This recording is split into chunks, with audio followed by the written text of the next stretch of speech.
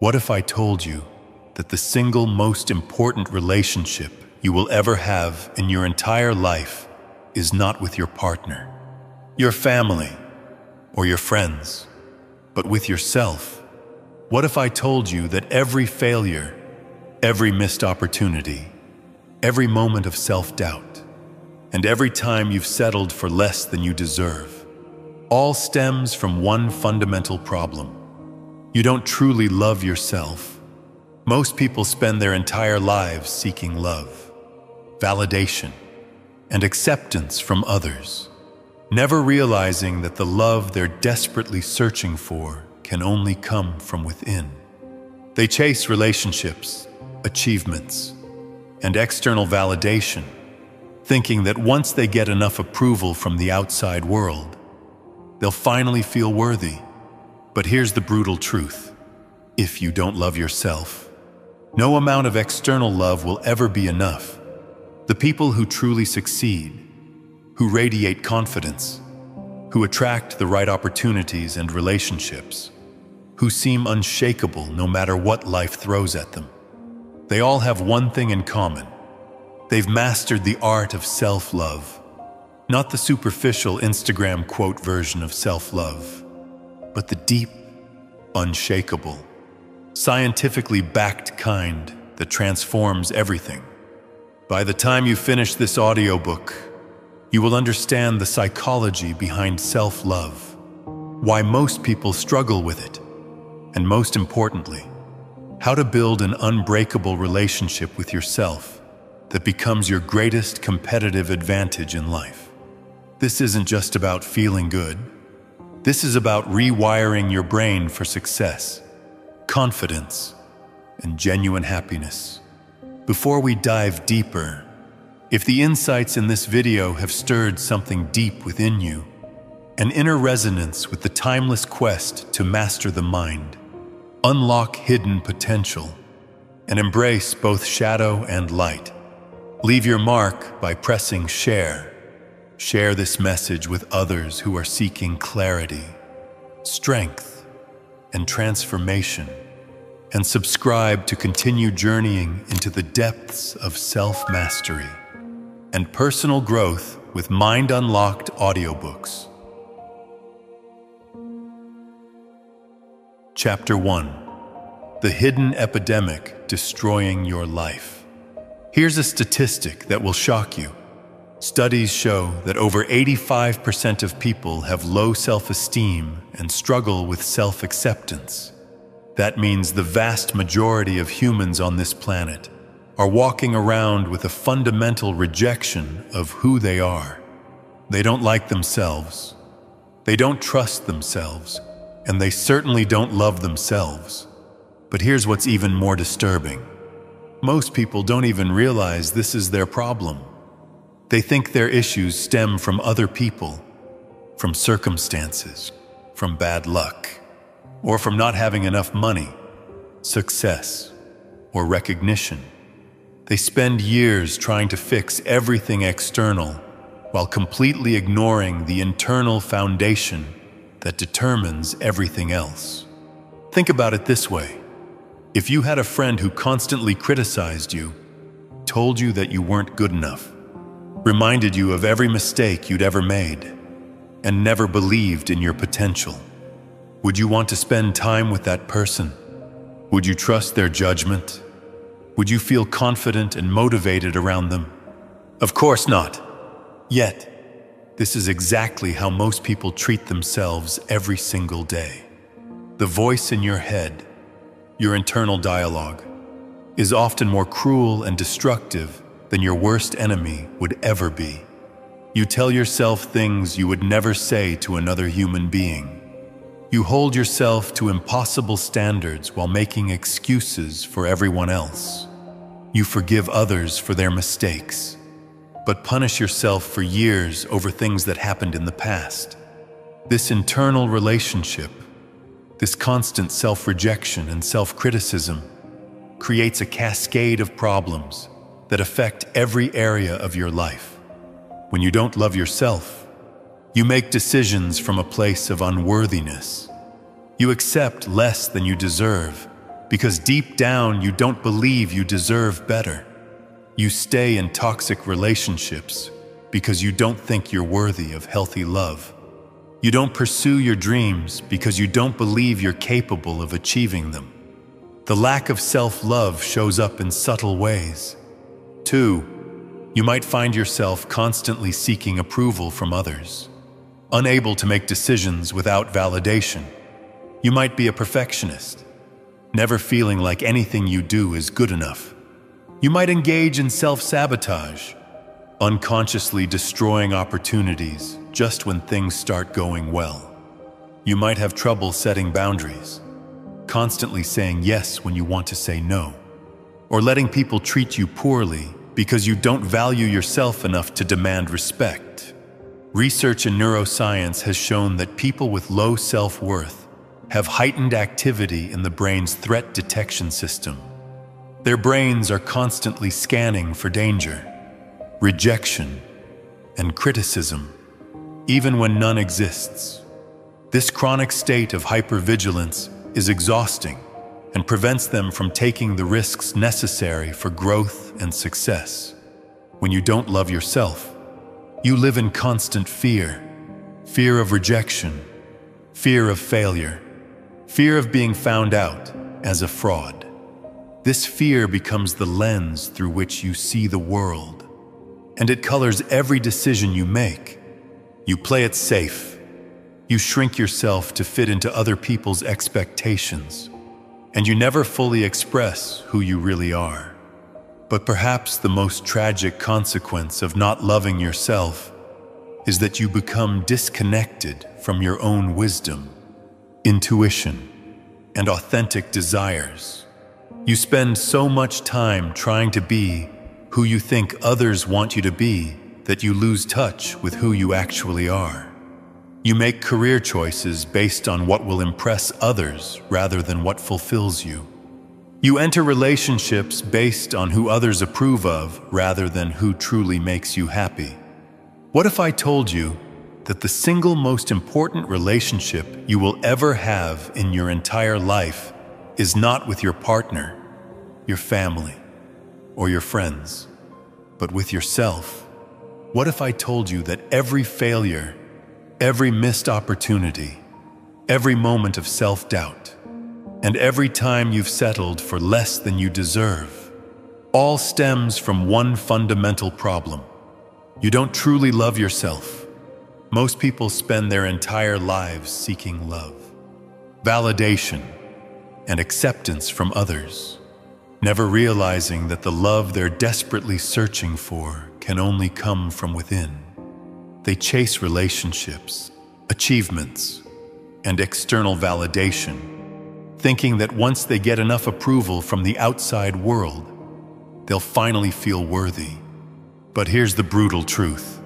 If you don't love yourself, no amount of external love will ever be enough.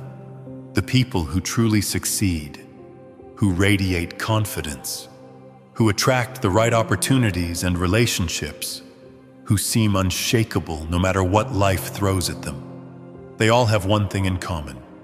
They've mastered the art of self-love, not the superficial Instagram quote version of self-love, but the deep, unshakable, scientifically backed kind that transforms everything.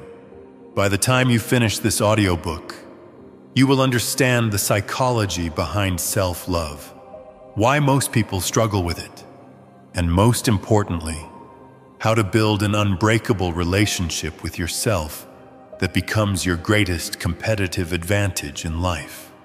This isn't just about feeling good. This is about rewiring your brain for success, confidence, and genuine happiness. Chapter 2: The Science of Self-Worth. To truly understand how to cultivate genuine self-love, we first need to explore what happens in your brain when you experience feelings of self-worth versus self-rejection. Neuroscience has uncovered fascinating insights into how our brains process thoughts and emotions related to ourselves. This knowledge provides a clear roadmap for rewiring our internal relationship When you think positively about yourself, your brain's reward centers activate, releasing dopamine and serotonin, the same chemicals associated with joy, satisfaction, and well-being. This isn't just feel-good psychology, it's measurable brain chemistry at work. Studies using neuroimaging show that people who practice self-compassion demonstrate increased activity in regions of the brain tied to emotional regulation, motivation, and resilience. On the flip side, when you engage in self-criticism or self-rejection, your brain lights up in the same areas that respond to physical pain.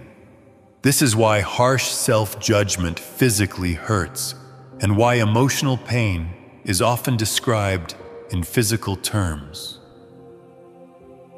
Heartbreak, gut-wrenching disappointment. Your brain cannot distinguish between emotional and physical threats, so self-attack triggers the same stress response as being chased by a predator. This chronic activation of your stress response system can have devastating effects on your health, decision-making, and overall life satisfaction. When your brain is in threat mode, it shuts down higher-order thinking functions like creativity, strategic planning, and emotional regulation. You become reactive instead of responsive, making decisions driven by fear rather than wisdom. Dr.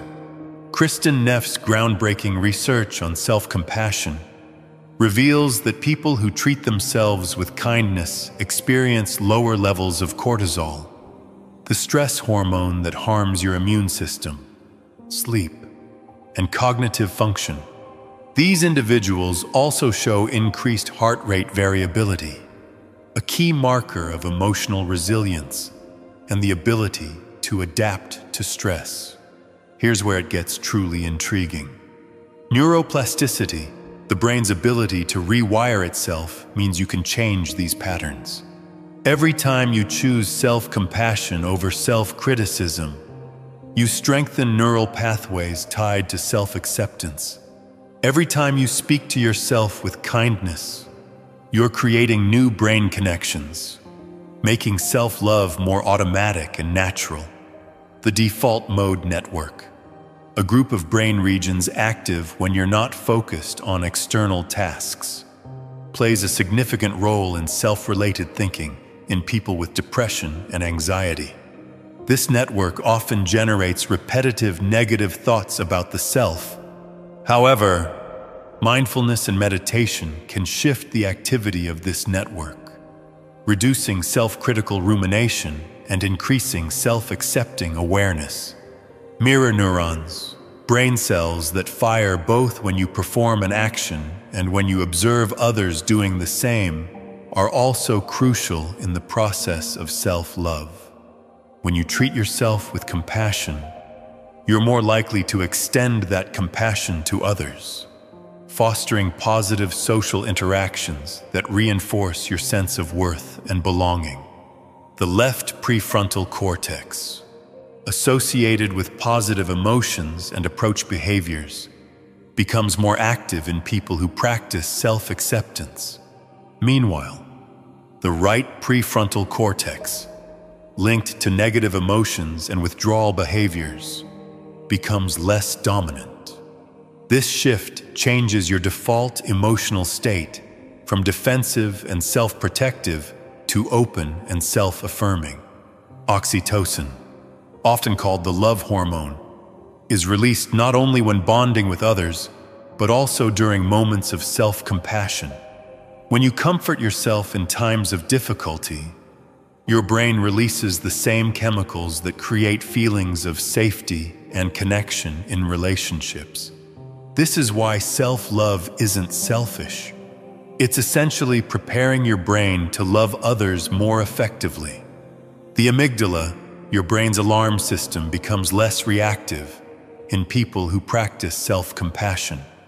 This means you're less likely to perceive threats where none exist, less likely to take things personally, and more capable of responding to challenges with clarity instead of panic.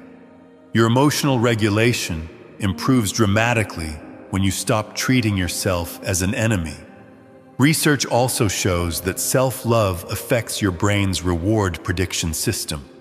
When you genuinely appreciate yourself, your brain becomes better at recognizing and anticipating positive experiences. This creates an optimistic bias, helping you notice opportunities and possibilities that self-critical individuals miss entirely. The anterior cingulate cortex, involved in emotional processing and decision-making, shows increased thickness in people who practice loving-kindness meditation directed at themselves. This suggests that self-love literally strengthens the brain regions responsible for emotional intelligence and wise decision-making. Perhaps most importantly, neuroimaging studies have shown that self-love activates the caregiving system in your brain networks that fire when a parent comforts a child.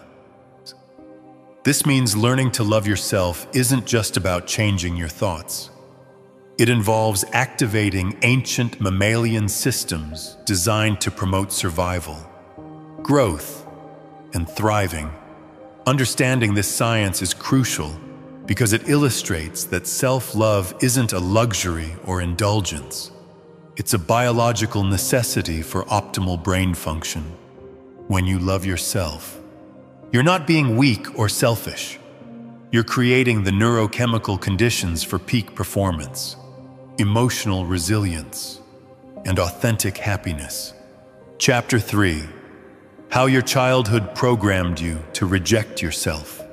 Every human is born with an innate sense of self-worth and acceptance. Just observe any baby or toddler, and you'll witness perfect self-love in action. They don't question their right to exist. They don't worry about being good enough, and they express their needs and desires without shame or apology. They are completely comfortable with who they are. But something happens as we grow.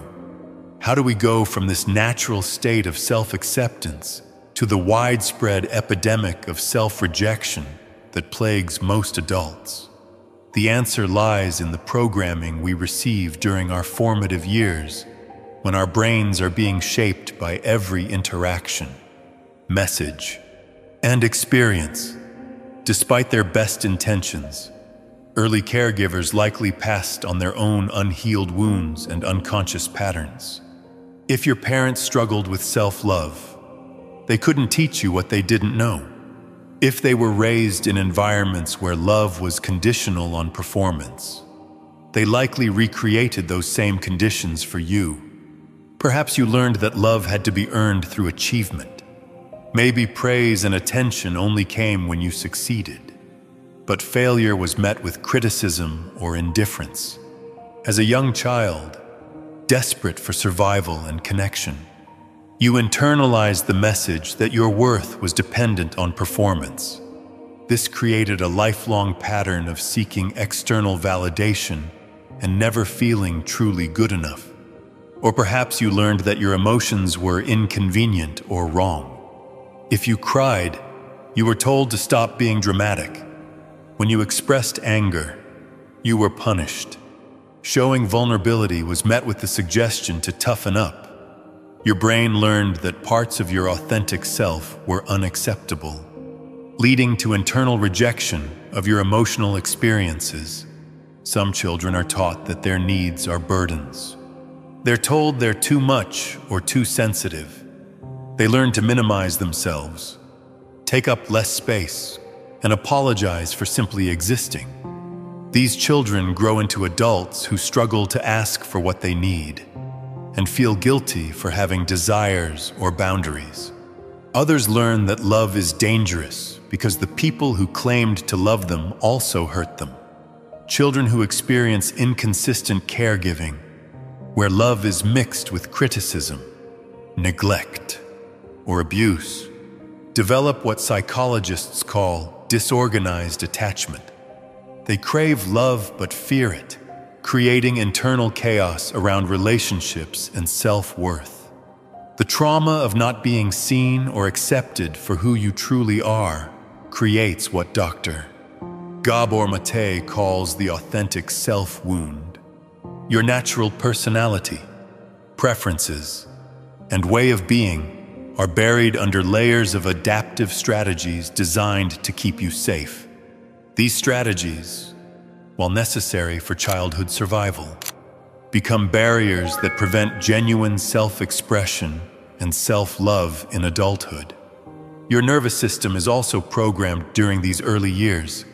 If your environment was stressful, unpredictable, or emotionally unsafe, your nervous system learned to stay on high alert. This leads to adults who are constantly scanning for threats, criticism, and rejection, even in safe environments. This chronic stress makes self-compassion feel unfamiliar and even dangerous. Cultural and societal messages further shape your relationship with yourself. You absorb beliefs about gender, success, beauty, and worth that may have nothing to do with your authentic nature. Boys are often taught that emotions are a sign of weakness, while girls are taught that anger is unacceptable. These cultural programs create internal conflict between who you are and who you think you should be. Religious or spiritual teachings that emphasize sin or unworthiness can also contribute to self-rejection. While many spiritual traditions teach unconditional love, human interpretations often make it conditional, creating adults who believe they must be perfect to be worthy of love, even from themselves. School systems that prioritize conformity over individuality teach children that there's a right way and a wrong way to be human. Creative, sensitive, or differently wired children often learn that their natural way of being is problematic. They internalize the message that they need to fix themselves rather than celebrating their uniqueness. Shame plays a crucial role in self-rejection. Shame isn't just about feeling bad for something you did. It's about feeling bad for who you are. When children are made to feel fundamentally flawed, shame becomes a core part of their identity.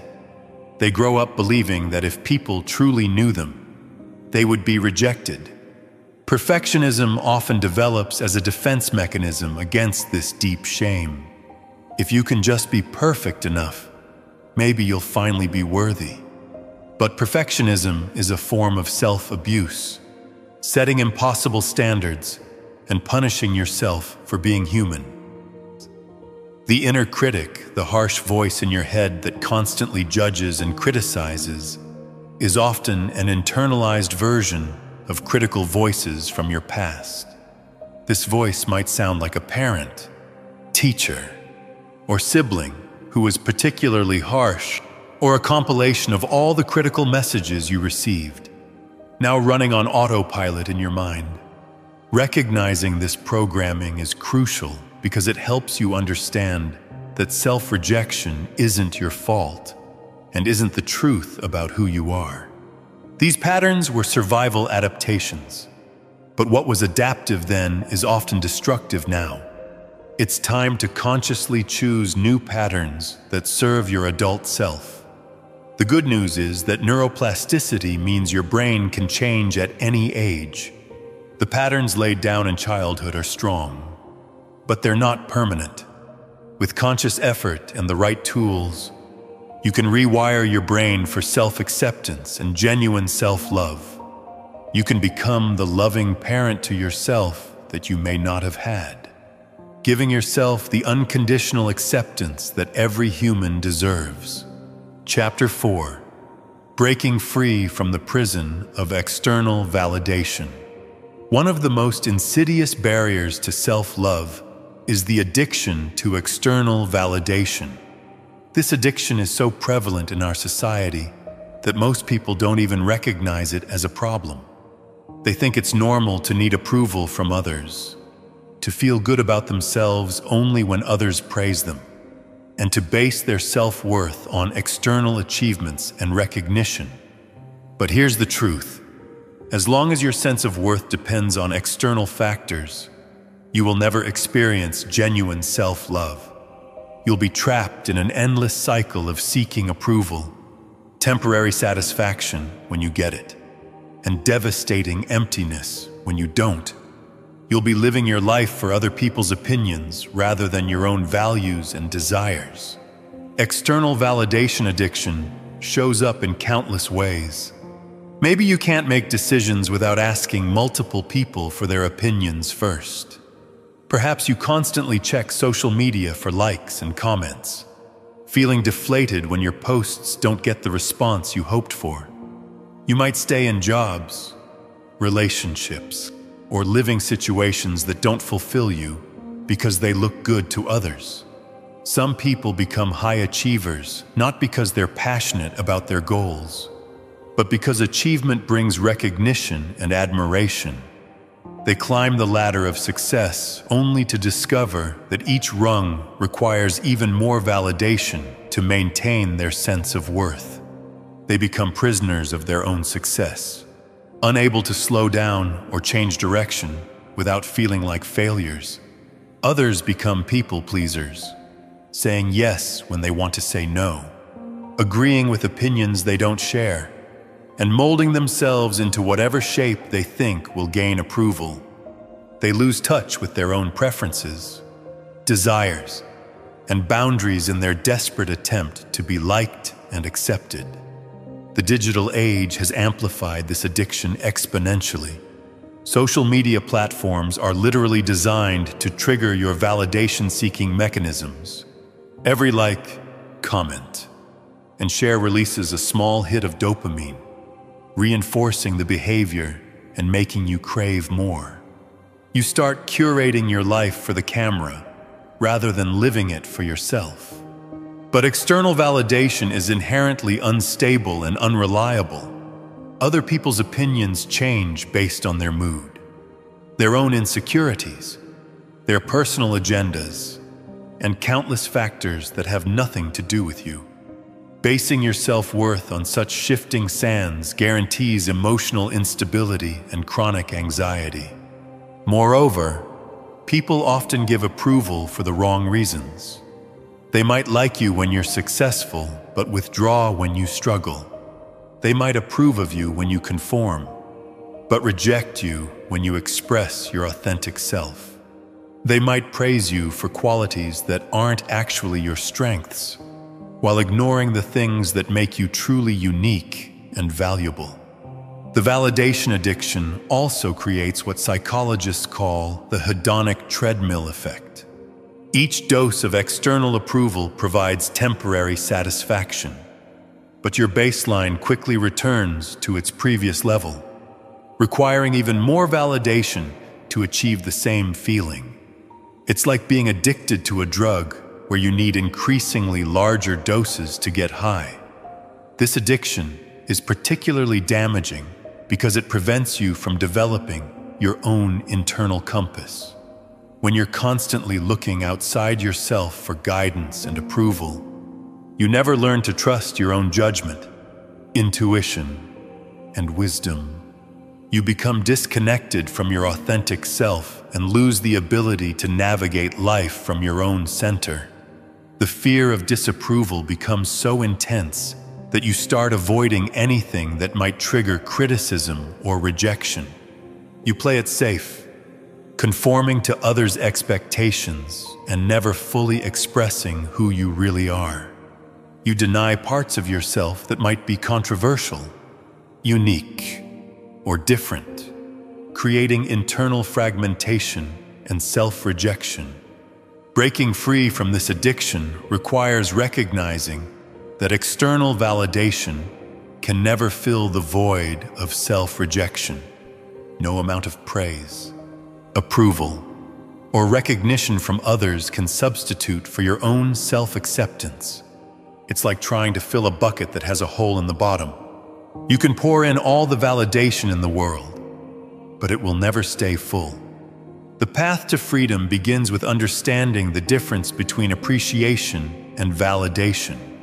Appreciation is when you enjoy and value recognition from others without needing it for your sense of worth. Validation Addiction is when you require approval from others to feel okay about yourself. You can learn to appreciate compliments and positive feedback without being dependent on them. You can enjoy success and recognition while knowing that your worth doesn't fluctuate based on external circumstances. This is the difference between having a healthy relationship with feedback versus being addicted to it. Developing internal validation means learning to be your own source of approval and encouragement. It means celebrating your own growth, acknowledging your own efforts, and being proud of yourself regardless of whether anyone else notices or cares. It means trusting your own judgment and making decisions based on your values rather than others' opinions. This doesn't mean becoming arrogant or dismissive of feedback. Healthy self-love actually makes you more open to constructive criticism because your worth isn't threatened by suggestions for improvement. When you love yourself, you can hear feedback without taking it as a personal attack on your character. The goal is to shift from external validation to internal satisfaction. Instead of asking, "What will people think?" you start asking, "What feels right to me?" Instead of seeking approval, you seek alignment with your authentic self. Instead of performing for others, you start living for yourself. This shift requires courage because it means risking disapproval from others. Some people might not like the authentic you as much as they liked the people-pleasing version. But here's what you'll discover. The people who truly matter will love you more when you're being genuine.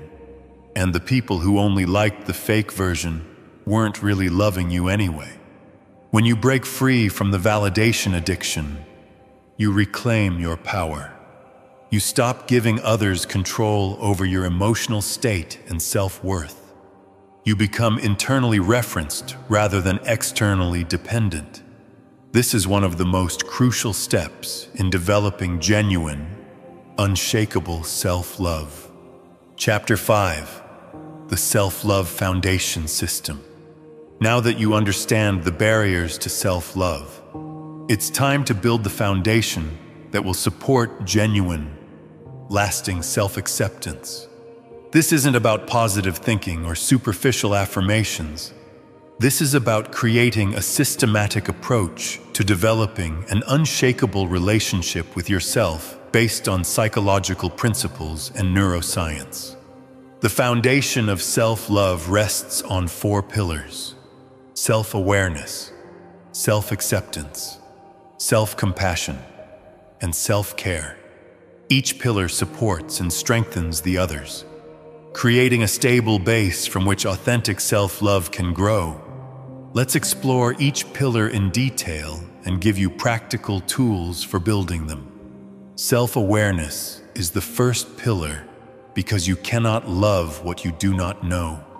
Most people are strangers to themselves, operating on autopilot without really understanding their thoughts, emotions, patterns, and motivations. They react to life from unconscious programming rather than conscious choice. Developing self-awareness means becoming the observer of your own experience, studying yourself with curiosity rather than judgment. Start by noticing your internal dialogue throughout the day. What tone do you use when speaking to yourself? Are you encouraging and supportive or critical and harsh? Notice the thoughts that arise in different situations when you make a mistake. What does your inner voice say? When you succeed, how do you respond to yourself internally? Pay attention to your emotional patterns. What triggers anger, sadness, fear, or joy in you? How do you typically respond to these emotions? Do you suppress them, express them, or get overwhelmed by them? Notice how your emotions affect your body, your energy, and your decision-making. Observe your behavioral patterns. What habits do you have that serve you? And which ones sabotage you? How do you react in relationships when you feel hurt or misunderstood? What patterns keep repeating in your life? And what role do you play in creating them? Self-acceptance is the second pillar, and it's perhaps the most challenging for people who have been conditioned to believe they need to earn love through improvement. Self-acceptance doesn't mean giving up on growth or becoming complacent. It means acknowledging reality without resistance, embracing your humanity and loving yourself as you are right now, not as you hope to become.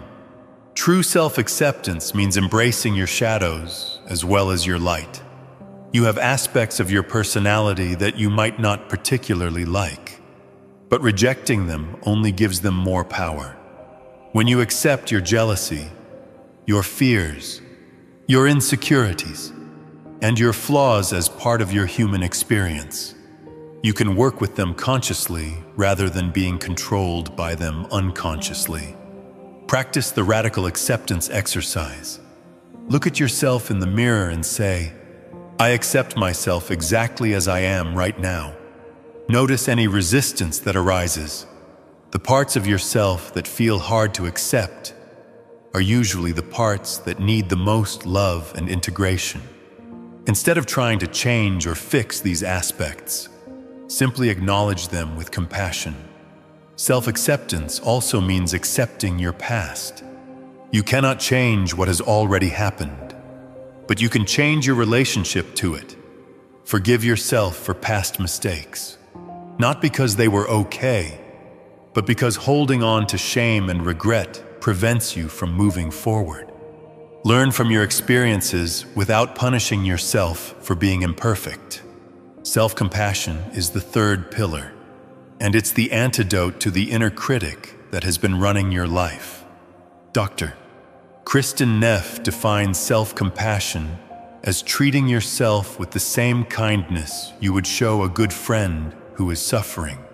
It involves recognizing your pain, understanding that suffering is part of the human experience, and responding to yourself with care rather than criticism. When you make a mistake or face a setback, instead of attacking yourself with harsh criticism, practice self-compassion. Ask yourself, what do I need right now? Maybe you need comfort, understanding, encouragement, or simply acknowledgement that this is difficult. Give yourself what you need instead of what you think you deserve based on your perceived failures.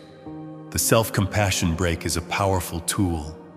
Place your hand on your heart and say, "This is a moment of suffering. Suffering is part of life. May I be kind to myself?" This simple practice activates your caregiving system and helps regulate your nervous system during difficult times. Self-compassion also involves speaking to yourself with kindness. Notice when your inner voice becomes harsh or critical and consciously choose different words. Instead of "I'm so stupid," try "I made a mistake, and that's okay." Instead of "I'll never be good enough," try "I'm learning and growing." The language you use with yourself shapes your neural pathways and your emotional reality. Self-care is the fourth pillar, and it goes far beyond bubble baths and spa days. True self-care means taking responsibility for your physical, emotional, mental, and spiritual well-being. It means making choices that honor your needs and support your growth. Even when those choices require discipline or courage, physical self-care includes nourishing your body with healthy food, regular movement, adequate sleep, and medical care when needed. Your body is the vehicle for your life experience, and caring for it is an act of self-love. This doesn't mean perfection or rigidity, but rather mindful attention to what your body needs to function optimally. Emotional self-care involves creating boundaries, processing emotions in healthy ways, and surrounding yourself with positive influences. It means saying no to things that drain your energy and yes to things that nourish your soul. It includes seeking therapy or counseling when needed, expressing emotions appropriately, and creating space for joy and pleasure in your life. Mental self-care involves feeding your mind with stimulating, positive content while avoiding information and media that increase anxiety or negativity. It means challenging negative thought patterns, learning new skills, and engaging in activities that promote mental clarity and focus. Spiritual self-care, regardless of your religious beliefs, involves connecting with something larger than yourself and finding meaning and purpose in your life. This might include meditation, prayer, time in nature, creative expression, or service to others. It's about nourishing the part of you that seeks transcendence and connection. These 4 pillars work together synergistically. Self-awareness helps you identify areas where you need more acceptance, compassion, or care. Self-acceptance allows you to be honest about your needs without shame. Self-compassion provides the emotional safety to face difficult truths about yourself. Self-care ensures that you take concrete actions to support your well-being. Building this foundation takes time and consistency. Start with small daily practices in each area and gradually expand them as they become natural habits. Remember that self-love is not a destination, but a practice. You're not trying to achieve perfect self-love. You're committing to treating yourself with increasing kindness, understanding, and care each day. The foundation system creates the stable base from which all other self-love practices can grow. When you have strong self-awareness, genuine self-acceptance, consistent self-compassion, and attentive self-care, you become truly unshakable. External circumstances may challenge you, but your relationship with yourself remains solid and supportive. Chapter 6. Silencing the inner critic forever. The inner critic is perhaps the most destructive force preventing you from loving yourself. This voice in your head constantly judges, criticizes, and undermines your confidence. It tells you that you're not good enough, smart enough, attractive enough, or successful enough. It reminds you of every mistake you've ever made and predicts future failures with devastating accuracy. For most people, this inner critic has become so familiar that they mistake it for their own voice, their own thoughts, their own truth. But here's what you need to understand. The inner critic is not you. It's a collection of internalized voices from your past, cultural programming, and survival mechanisms that once served a purpose but now sabotage your happiness and success. Learning to identify, understand, and ultimately silence this voice is crucial for developing genuine self-love. The inner critic often develops as a protective mechanism during childhood. If you grew up in an environment where criticism was common, your brain learned to criticize yourself first as a way of avoiding external criticism. The logic was simple. If I can find my flaws before others do, maybe I can fix them and avoid rejection. This self-criticism became a strategy for belonging and survival.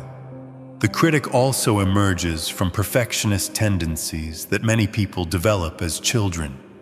If love and approval were conditional on performance, your brain learned that anything less than perfect was dangerous. The inner critic became the enforcer of these impossible standards, constantly pushing you to do better while simultaneously telling you that your efforts aren't enough. Cultural messages also feed the inner critic. Society bombards us with images and stories of how we should look, behave, and achieve. When we inevitably fall short of these unrealistic standards, the inner critic pounces, using our perceived failures as evidence of our inadequacy. Social media amplifies this by providing endless opportunities for comparison and judgment. The inner critic is particularly vicious because it knows exactly where your vulnerabilities lie. It knows your deepest fears, your most painful memories, and your strongest desires. It uses this intimate knowledge against you, attacking precisely where you're most sensitive. It might tell you that you're too fat, too old, too lazy, too weird, or too damaged to deserve love and success. What makes the inner critic so destructive is that it operates under the guise of motivation and protection. It convinces you that its harsh criticism is necessary for improvement and success. It tells you that without its constant vigilance, you'll become lazy, complacent, or delusional. But research shows the exact opposite. Self-criticism undermines motivation, creativity, and performance while increasing anxiety, depression, and self-sabotage. The inner critic creates what psychologists call learned helplessness. When you're constantly told that you're not good enough, you eventually stop trying to improve or take risks. You become paralyzed by the fear of failure and criticism. You shrink your life to avoid potential judgment, missing opportunities and experiences that could bring joy and fulfillment. The critic also engages in cognitive distortions, ways of thinking that are inaccurate but feel true. It might engage in all-or-nothing thinking, telling you that one mistake means you're a complete failure. It might catastrophize, predicting that minor setbacks will lead to total disaster. It might personalize everything, convincing you that external events are somehow your fault. Mind reading is another favorite tactic of the inner critic. It tells you what other people are thinking about you, usually something negative. Without any actual evidence, it might say everyone thinks you're boring or that they're only being nice because they feel sorry for you. These assumptions feel real, but are usually projections of your own self-doubt. The critic also loves to compare you to others, always finding someone who seems more successful, attractive, or happy. It conveniently ignores your unique strengths and circumstances, focusing only on areas where others appear superior. This comparison trap keeps you in a constant state of inadequacy and envy. To silence the inner critic, you first need to recognize it as a separate entity from your true self. Start paying attention to the tone and content of your internal dialogue. Notice when the voice becomes harsh, critical, or discouraging. Many people are shocked when they actually tune in to how cruelly they speak to themselves throughout the day. Give your inner critic a name and even visualize what it looks like. This helps you create distance between this voice and your authentic self. You might imagine it as a strict teacher, a disappointed parent, or even a cartoon villain. The goal is to stop identifying with this voice and start seeing it as an unwelcome guest in your mental space. Challenge the critic's authority by questioning its statements. When it tells you that you're a failure, ask for evidence. When it predicts catastrophe, examine the likelihood of that outcome. When it compares you to others, remind yourself that you're seeing their highlight reel while living your behind-the-scenes reality. Most of the critic's statements crumble under scrutiny. Develop a compassionate inner voice to counter the critic. This voice speaks to you with the same kindness you would show a beloved friend facing difficulties. It acknowledges challenges without adding judgment. It encourages effort without demanding perfection. It offers comfort during setbacks instead of criticism. Practice the loving friend technique. When the inner critic attacks, ask yourself, what would I say to a dear friend in this situation? Then say those same compassionate words to yourself. This simple shift can transform your internal dialogue from enemy to ally.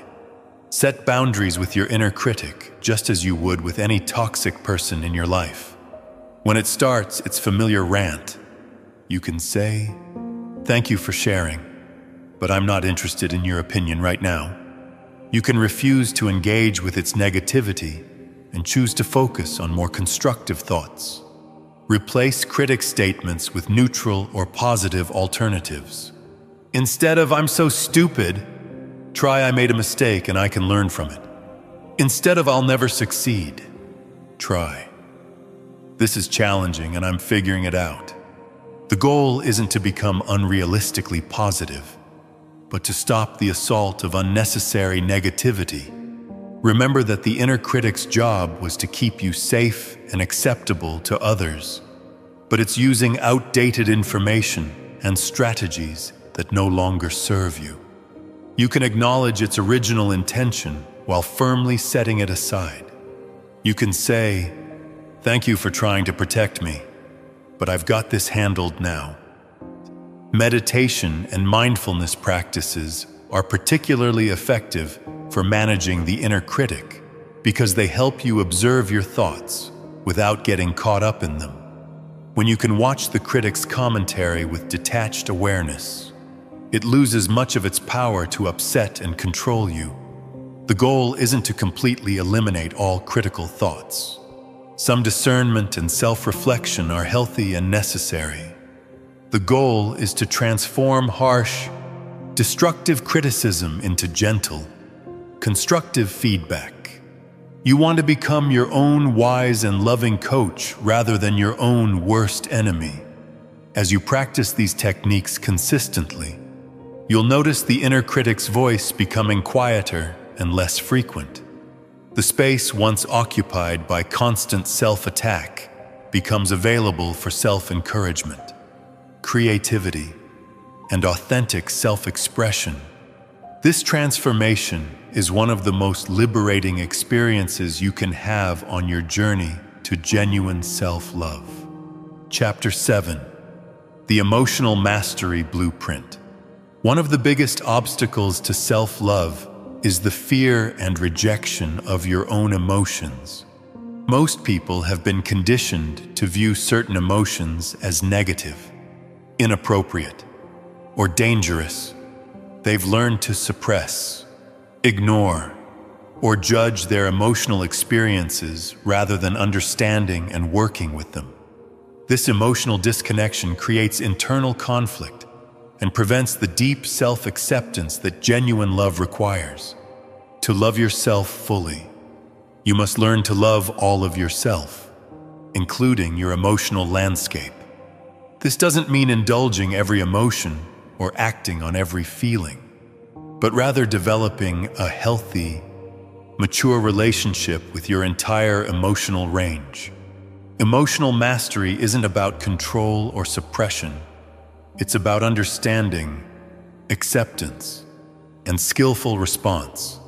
Every emotion serves a purpose and carries important information about your needs, boundaries, and values. Anger tells you that something important to you is being threatened or violated.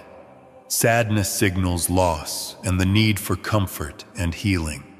Fear alerts you to potential danger and the need for protection or preparation. Joy indicates alignment with your values and desires. Even seemingly negative emotions like jealousy or shame carry valuable data about your unmet needs and areas for growth. The problem isn't the emotions themselves, but how you've been taught to relate to them. Many people learned in childhood that certain emotions were unacceptable. Boys were often told that sadness and fear were signs of weakness, while girls were taught that anger was inappropriate or unladylike. These messages created internal splits, where parts of your emotional self became rejected and suppressed. When you reject your emotions, you reject parts of yourself.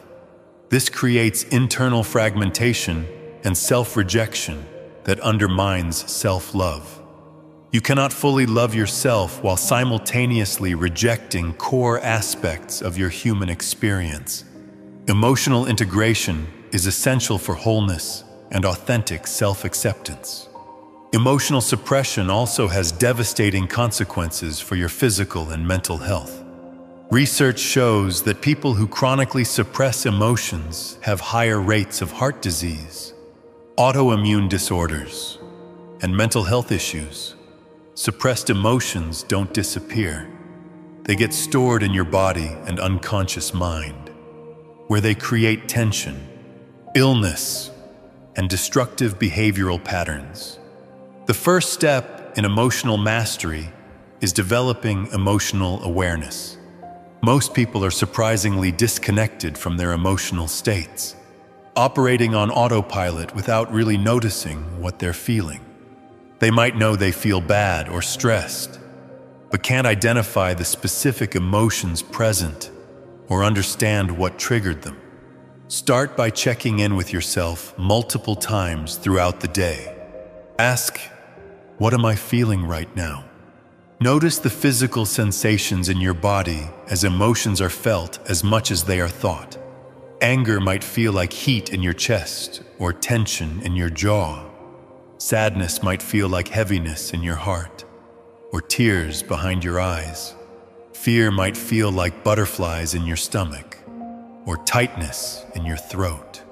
Expand your emotional vocabulary beyond the basic categories of happy, sad, mad, and afraid. There are hundreds of emotional words that describe subtle variations and combinations of feelings. The more precisely you can identify your emotions, the better you can understand their messages and respond appropriately. Practice the RAIN technique for working with difficult emotions. RAIN stands for recognition, allowance, investigation, and non-identification. First, recognize what emotion is present without immediately trying to change or fix it.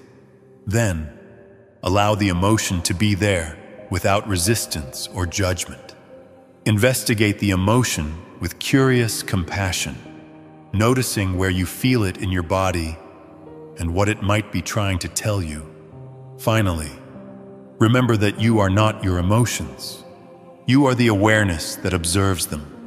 Emotional regulation doesn't mean controlling your emotions, but rather choosing how to respond to them skillfully. You can feel angry without becoming aggressive. You can experience sadness without becoming depressed.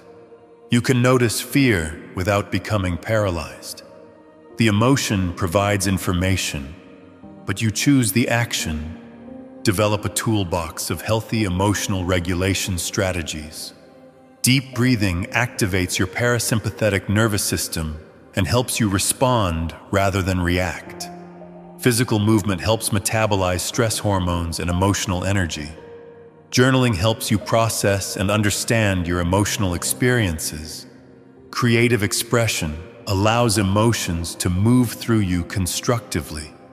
Learn to sit with uncomfortable emotions without immediately trying to escape them through distraction, substances, or compulsive behaviors.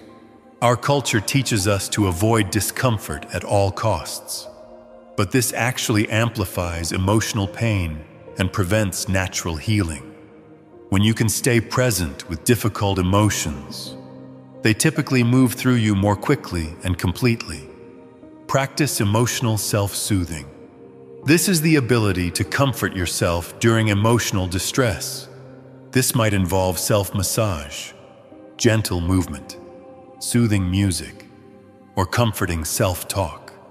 The goal is to provide yourself with the care and comfort that you might have needed from others but didn't receive. Develop emotional boundaries, the ability to experience your emotions without taking on others' emotions or allowing others to dictate your emotional state.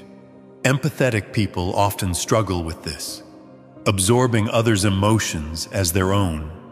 Learning to distinguish between your emotions and others' emotions is crucial for emotional clarity and self-love. Challenge emotional perfectionism, the belief that you should only feel positive emotions or that negative emotions are signs of failure or weakness. All emotions are part of the human experience, and trying to feel only positive emotions is like trying to have a day with only light and no darkness. Emotional diversity is emotional health. Practice emotional self-compassion by treating yourself with kindness when you're experiencing difficult emotions. Instead of judging yourself for feeling angry, sad, or afraid, offer yourself the same comfort you would give a good friend. Emotional pain hurts enough without adding the extra layer of self-criticism. Understand that emotions are temporary and constantly changing. The intensity you feel right now will not last forever. Emotions are like weather patterns. Emotional integration is essential for wholeness and authentic self-acceptance. Emotional suppression also has devastating consequences for your physical and mental health. Research shows that people who chronically suppress emotions have higher rates of heart disease, autoimmune disorders, and mental health issues. Suppressed emotions don't disappear. They get stored in your body and unconscious mind, where they create tension, illness, and destructive behavioral patterns. The first step in emotional mastery is developing emotional awareness. Most people are surprisingly disconnected from their emotional states, operating on autopilot without really noticing what they're feeling.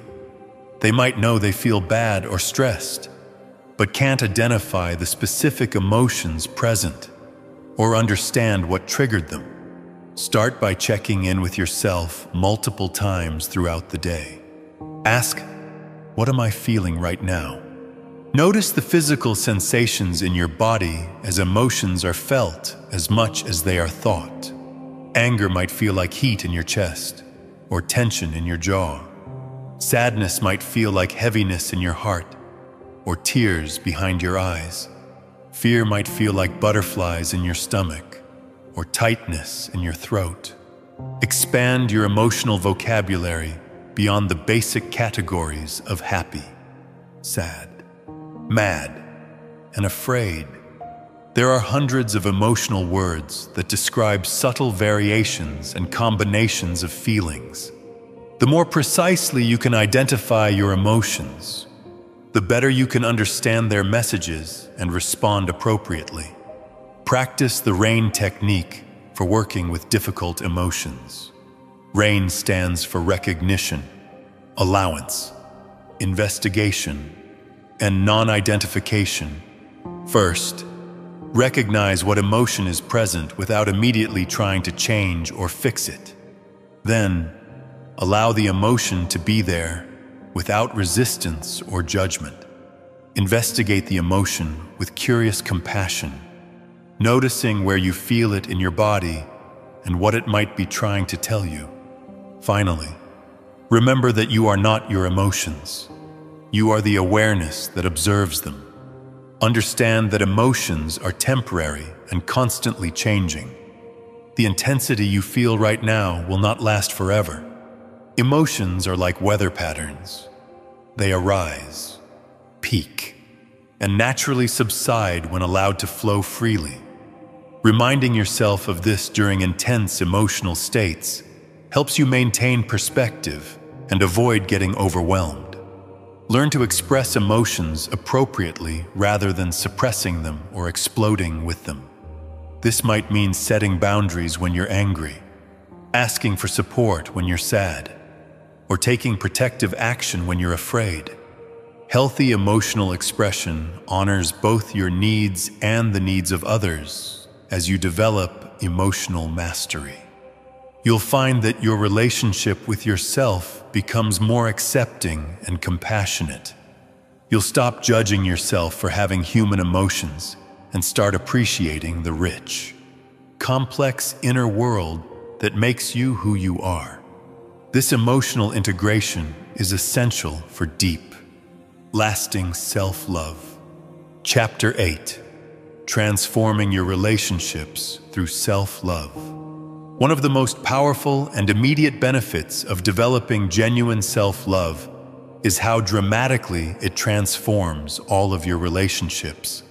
When you truly love yourself, you show up differently in every interaction. You attract different types of people. You set healthier boundaries and create more authentic connections. Most importantly, you stop using relationships to fill the void of self-rejection and start engaging from a place of wholeness and abundance. The relationship you have with yourself is the template for every other relationship in your life. If you're constantly critical, demanding, and unforgiving with yourself, you'll likely attract partners and friends who treat you the same way. If you don't respect your own boundaries, others won't respect them either. If you don't believe you deserve love and kindness, you'll unconsciously choose relationships that confirm this belief. Many people enter relationships from a place of neediness and emptiness, hoping that another person will provide the love, validation, and acceptance they can't give themselves. This creates what psychologists call codependent relationships, where both people are trying to use the other to feel complete. These relationships are inherently unstable because they're based on deficit rather than strength. When you love yourself, you enter relationships as a whole person rather than a half person looking for completion. You bring gifts, love, and joy to share, rather than needs and wounds that require healing. This completely changes the dynamic from taking to giving, from neediness to generosity, from fear to love. Self-love also gives you the ability to be truly vulnerable in relationships. Vulnerability requires emotional safety, and you can't feel emotionally safe with others if you don't feel emotionally safe with yourself. When you're constantly attacking yourself internally, opening up to others feels too dangerous, because their potential criticism would be added to your existing self-attack. But when you love yourself, you can share your authentic thoughts, feelings, and experiences without the paralyzing fear of judgment. You know that even if others reject or criticize you, you'll still have your own love and support to fall back on. This internal security allows for the deep intimacy that makes relationships truly fulfilling. Healthy boundaries are perhaps the most important relationship skill that emerges from self-love. Boundaries aren't walls that keep people out. They're guidelines that teach others how to treat you. When you love yourself, you naturally protect your energy, time, and emotional well-being. You say no to requests that drain you, and yes to experiences that nourish you. People who lack self-love often struggle with boundaries because they're afraid that setting limits will result in rejection or abandonment. They say yes when they want to say no, tolerate behavior that hurts them, and sacrifice their own needs to keep others happy. But this strategy backfires because it breeds resentment and attracts people who are happy to take advantage of their generosity. When you set healthy boundaries from a place of self-love, you actually improve your relationships. You model self-respect, which encourages others to respect you as well. You're more present and giving in the relationships you choose to invest in because you're not depleted from toxic or draining interactions. Self-love also transforms how you handle conflict in relationships. When you don't love yourself, conflict feels like a threat to your very existence. Criticism or disagreement triggers your deepest fears of rejection and abandonment, causing you to either shut down or become defensive. You take everything personally because your self-worth is constantly in question. But when you love yourself, you can engage in conflict as an opportunity for understanding and growth rather than a battle for survival. You can hear feedback without feeling destroyed by it. You can disagree with others without needing them to validate your perspective. You can work through problems collaboratively rather than defensively. The quality of communication in your relationships improves dramatically when you love yourself. You can express your thoughts and feelings honestly because you're not afraid of your own emotions or others' reactions. You can listen deeply to others because you're not constantly defending yourself or planning your rebuttal. Self-love also helps you choose relationships more wisely. When you're desperate for love and validation, you often settle for relationships that are convenient or available rather than truly compatible and healthy. You might stay with people who don't appreciate you, or enter relationships with people you don't genuinely respect because any relationship feels better than being alone. But when you love yourself, you enjoy your own company and aren't afraid of solitude. This removes the desperation that leads to poor relationship choices. You can be selective about who you invest your time and energy in, choosing people who add value to your life rather than people who simply fill a void. The relationships you already have will also transform as you develop self-love. Some relationships will deepen and become more authentic as you show up more genuinely.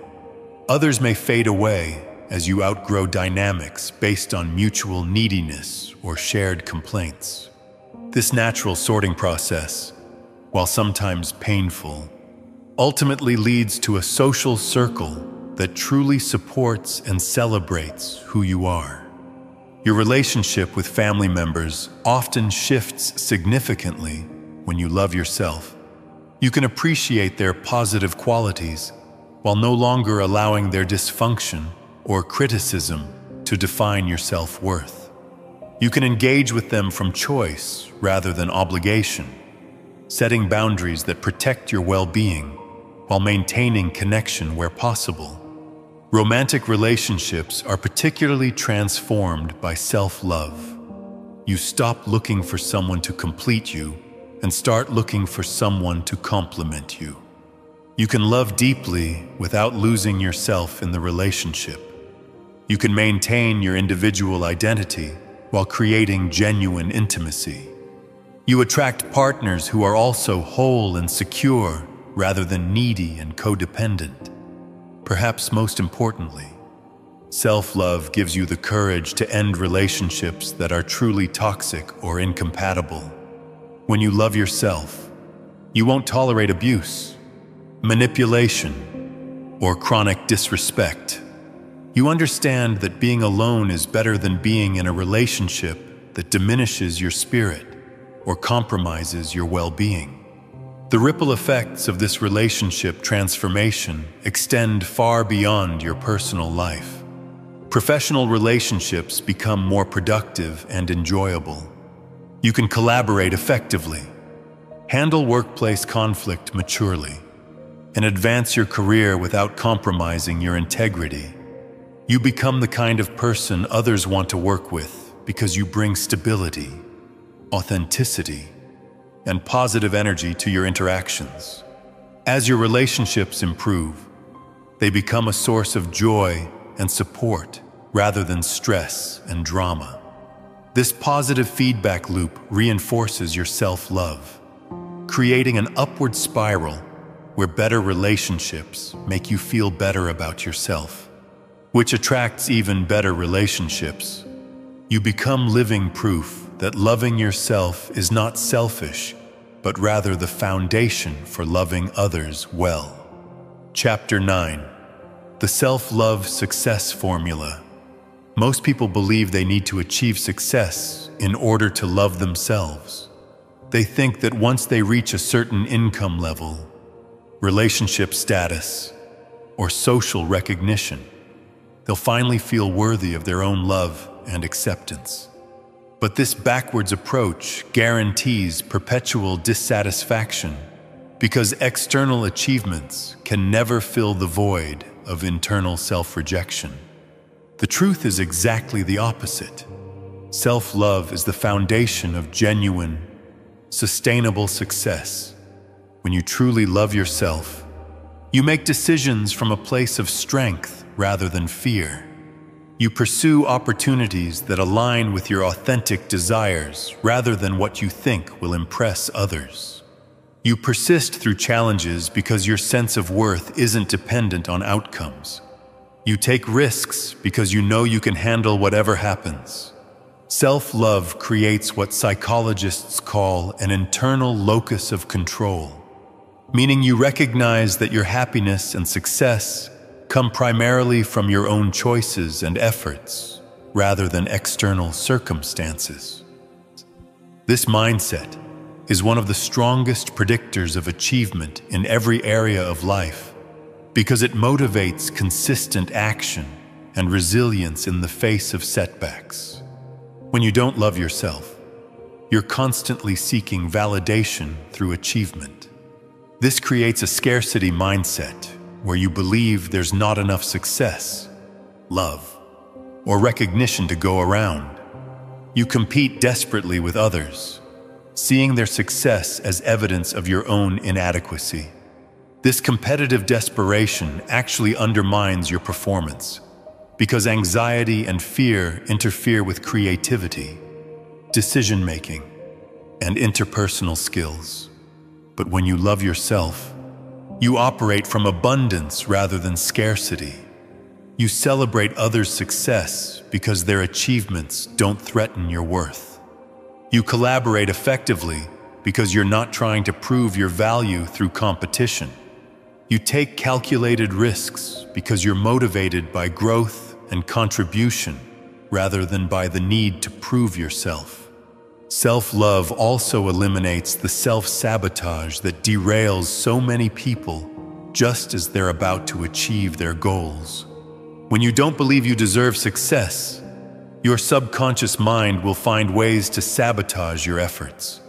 You might procrastinate on important projects, make careless mistakes, or create conflicts that destroy opportunities. Your actions become unconsciously aligned with your belief about what you deserve. When you truly love yourself, you believe you deserve good things, and your actions align with this belief. You follow through on commitments to yourself. You invest in your growth and development. You make choices that support your long-term success rather than just providing immediate gratification. The self-love success formula operates on several key principles. First, clarity of values and desires becomes possible when you're not constantly seeking approval from others. When you love yourself, you can tune in to your authentic preferences and interests, rather than what you think will gain recognition or acceptance. This clarity allows you to set goals that truly motivate you rather than goals that look impressive to others. Second, self-love provides the emotional resilience necessary for sustained effort. Success in any field requires persistence through inevitable setbacks, failures, and periods of slow progress. When you love yourself, these challenges don't threaten your fundamental sense of worth. You can view failures as learning experiences rather than evidence of personal inadequacy. The internal dialogue that accompanies self-love is fundamentally different from the self-criticism that drives most people's efforts. Instead of "I have to succeed to prove I'm worthy," the internal message becomes "I deserve to pursue my dreams and express my potential." This shift in motivation from proving to expressing creates much more sustainable and enjoyable success.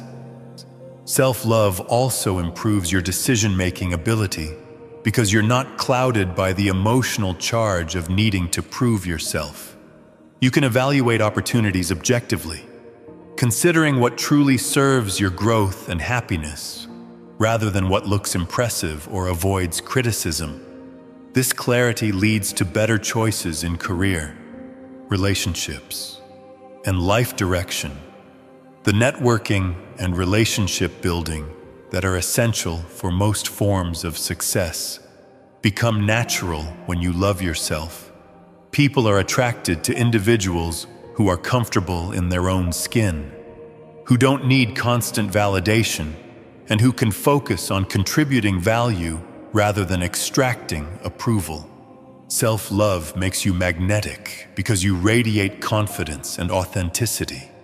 Risk-taking, which is necessary for significant achievement. becomes possible when you love yourself because you know you can handle whatever outcomes arise. You're willing to start businesses, pursue creative projects, or make career changes because your sense of security comes from within rather than from external circumstances. Self-love also enables you to set and maintain boundaries around your time and energy, which is crucial for focusing on what matters most. When you don't love yourself, you often say yes to everything, trying to please everyone and avoid disappointment. This scattered approach prevents the deep focus necessary for mastery and excellence. The compound effect of self-love on success is particularly powerful. Each decision made from self-love tends to create positive outcomes that reinforce your sense of worth and capability. This creates an upward spiral where success builds on success, confidence builds on confidence, and love builds on love. Perhaps most importantly, when success comes from a foundation of self-love, it feels genuinely satisfying. You're not constantly moving the goalposts or feeling empty after achieving your goals because your sense of worth isn't dependent on external validation. You can enjoy your accomplishments while remaining grounded in your inherent value as a human being. The self-love success formula also applies to how you handle failure and setbacks. When you love yourself, you can acknowledge mistakes and areas for improvement without sliding into shame and self-attack. This emotional regulation allows you to learn from failures quickly and get back into action rather than getting stuck in self-rumination. Goal setting becomes more effective when it's rooted in self-love, because you choose objectives that truly matter to you rather than goals designed to impress others or prove your worth. You're more likely to persist with these authentic goals because they're aligned with your genuine desires and values. The success that emerges from self-love is also more holistic and sustainable. You're less likely to sacrifice your health, relationships, or integrity in pursuit of achievement because you value yourself too much to accept those trade-offs. This creates a more balanced and fulfilling version of success that enhances rather than diminishes your overall life satisfaction. Chapter 10: Mastering Self-Love During Life Storms. The ultimate test of your self-love isn't how you treat yourself when everything is going well, but how you respond to yourself during life's inevitable storms. Everyone faces periods of crisis, failure, rejection, loss, and uncertainty. These challenging times reveal whether your self-love is superficial and conditional or deep and unshakable. Learning to maintain self-compassion during difficulties is what separates temporary self-improvement from genuine transformation. Many people practice self-love only when they feel they deserve it. They're kind to themselves when they're successful, productive, or meeting their own expectations.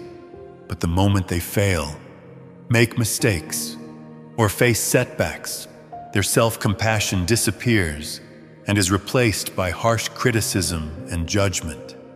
This conditional self-love is actually no love at all, but rather another form of perfectionism disguised as self-care. Genuine self-love is unconditional. It means treating yourself with kindness and understanding, especially when you're struggling, failing, or facing challenges. It means being your own best friend during your darkest moments rather than your own worst enemy. This isn't about lowering standards or making excuses for poor behavior, but about maintaining your fundamental sense of worth regardless of external circumstances. The storms of life often trigger our deepest wounds and oldest patterns of self-rejection. A job loss might activate childhood feelings of inadequacy. A relationship ending might trigger abandonment fears and the belief that you're unlovable. A health crisis might bring up feelings of vulnerability and mortality that overwhelm your usual coping mechanisms. These events can temporarily hijack your nervous system and throw you back into old patterns of self-attack. Understanding this process is crucial because it helps you recognize that your self-critical thoughts during difficult times aren't necessarily true or helpful.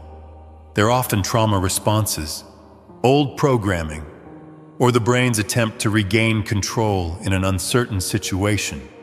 When you can see these thoughts as symptoms of stress rather than accurate assessments of your worth, you can respond to them with compassion rather than belief. The practice of self-love during storms begins with accepting your humanity.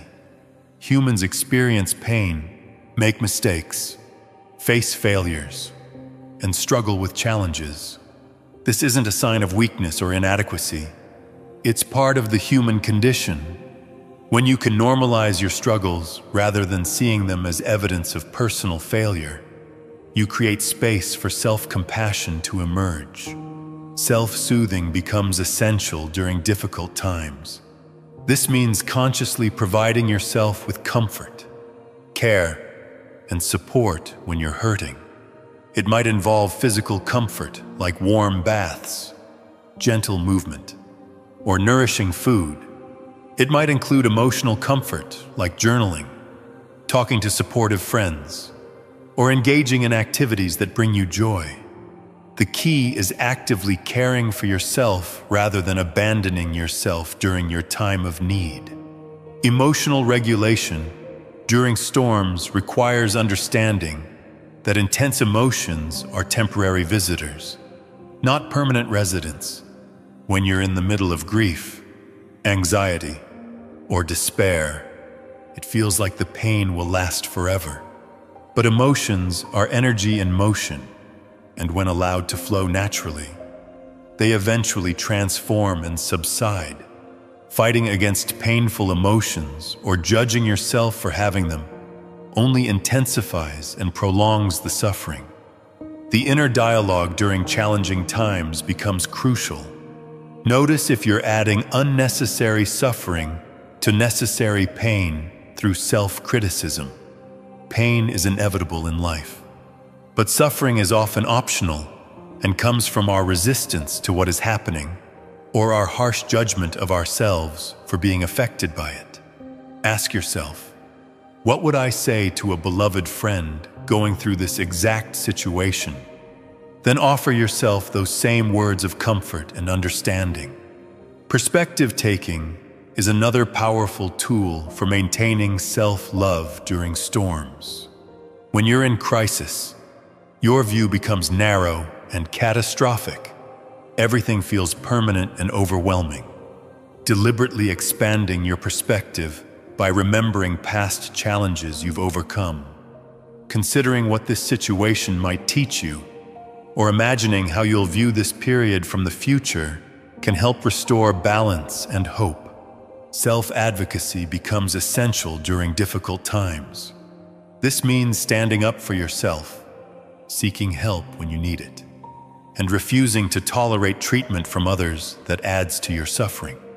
Many people become passive victims during crises, accepting poor treatment because they believe their struggles make them burdensome or undeserving of care. Self-love means knowing you deserve support and kindness, especially when you're vulnerable.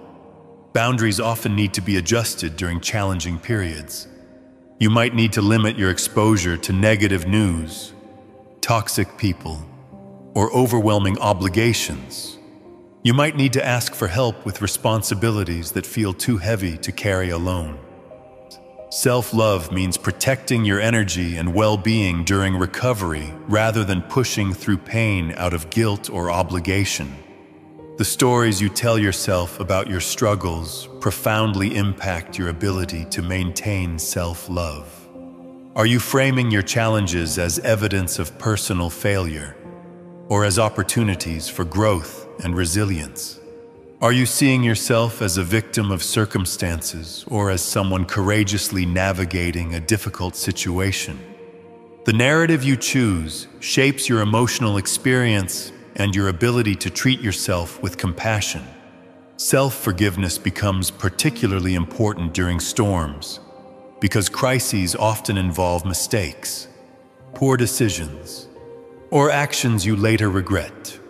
You might have said things in anger that you wish you could take back, made choices based on fear that created additional problems, or failed to live up to your own standards during stressful times. Self-love means acknowledging these human imperfections without sliding into shame and self-condemnation. Remember that healing and recovery are not linear processes. You might have good days followed by difficult days, periods of progress followed by apparent setbacks. This zigzag pattern is normal and doesn't indicate failure or lack of progress. Self-love means being patient with your healing timeline rather than demanding that you get over it on some arbitrary schedule. Creating meaning from your struggles is part of maintaining self-love during storms.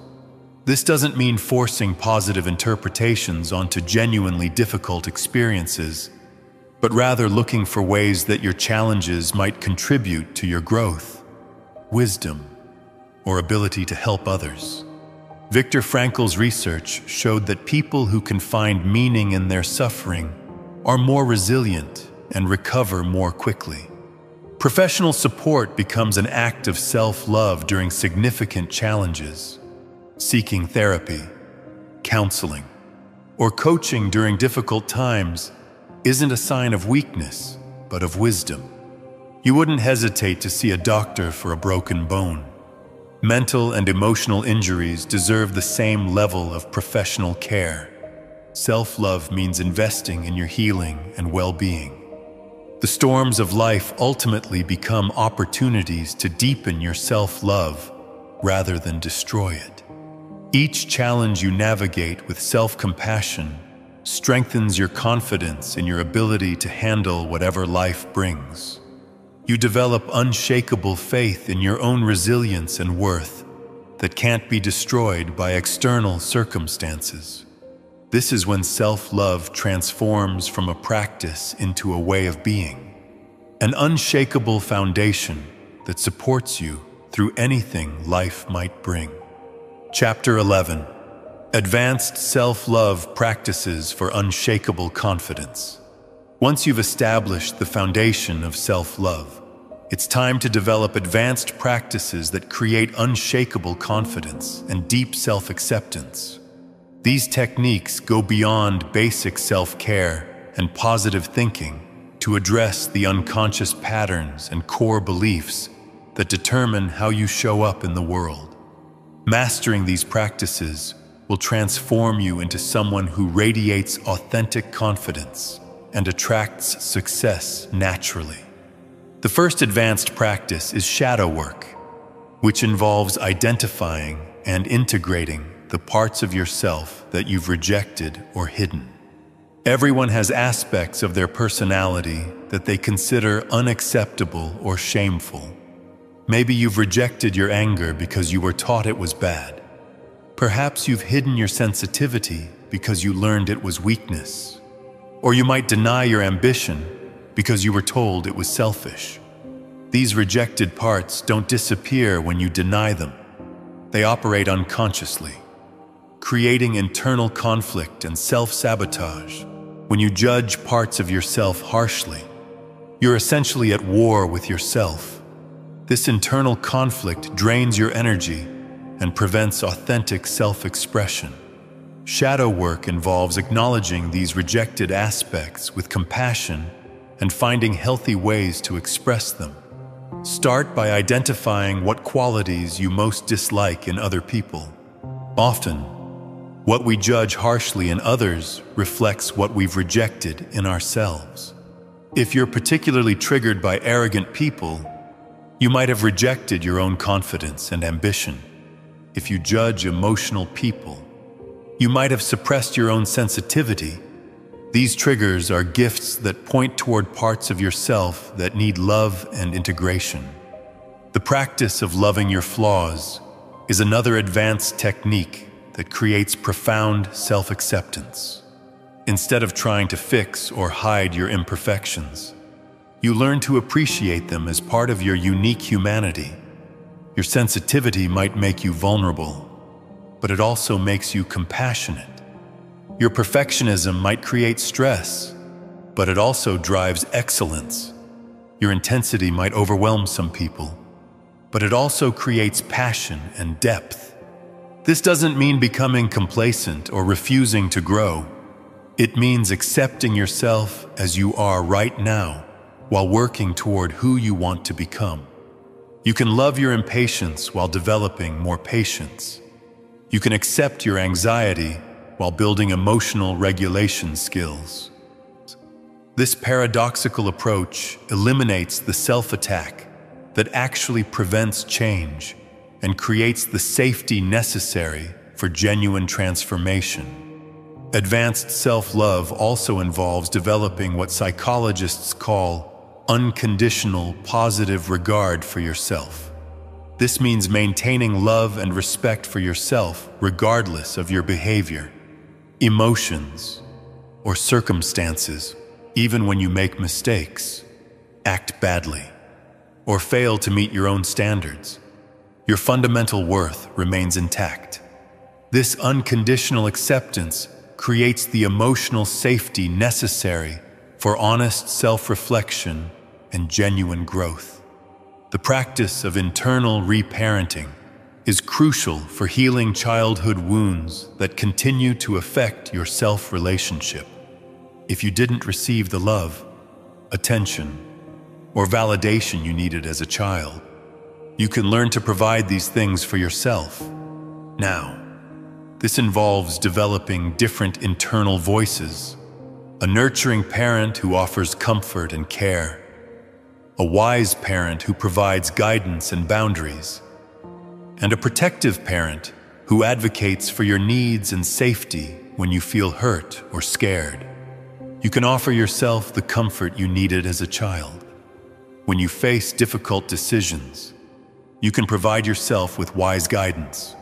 When others treat you poorly, you can advocate for yourself with strength and clarity. This internal reparenting gradually heals old wounds and creates the secure attachment with yourself that you may have missed in childhood. Visualization and mental rehearsal become powerful tools for building unshakable confidence.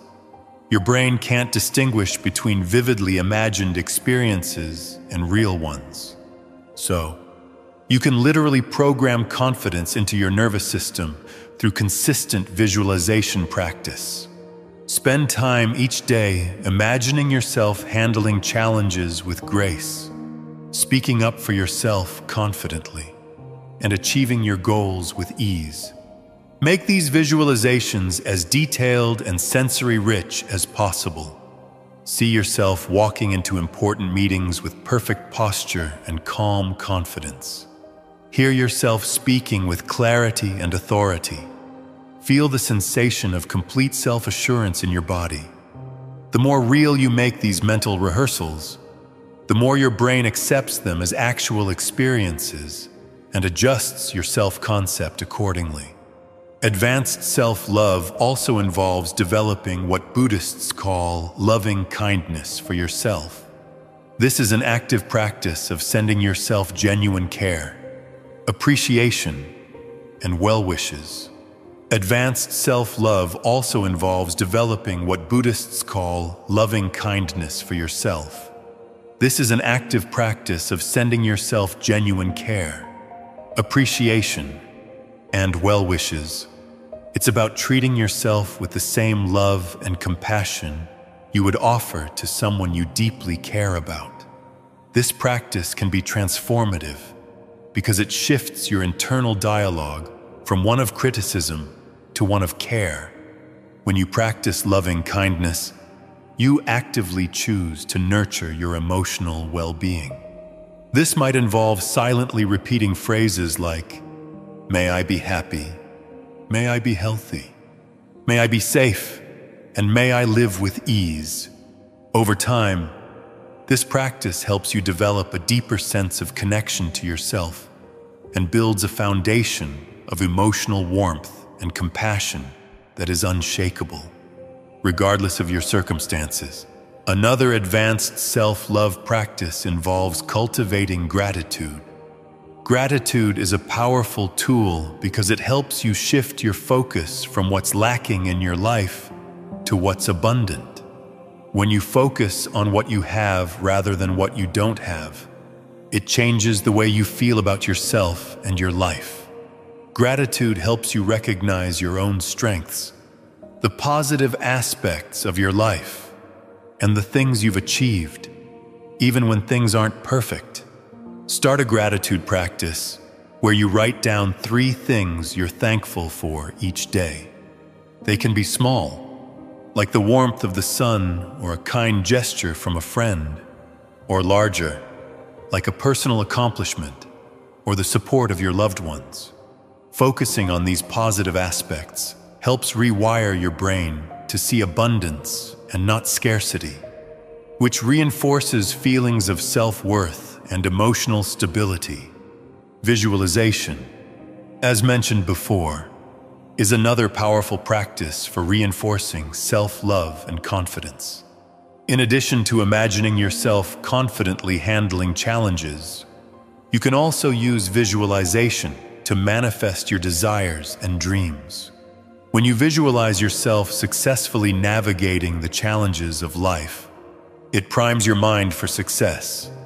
By visualizing what you want to create in your life, you send a clear message to your subconscious that you are capable, worthy, and deserving of those things.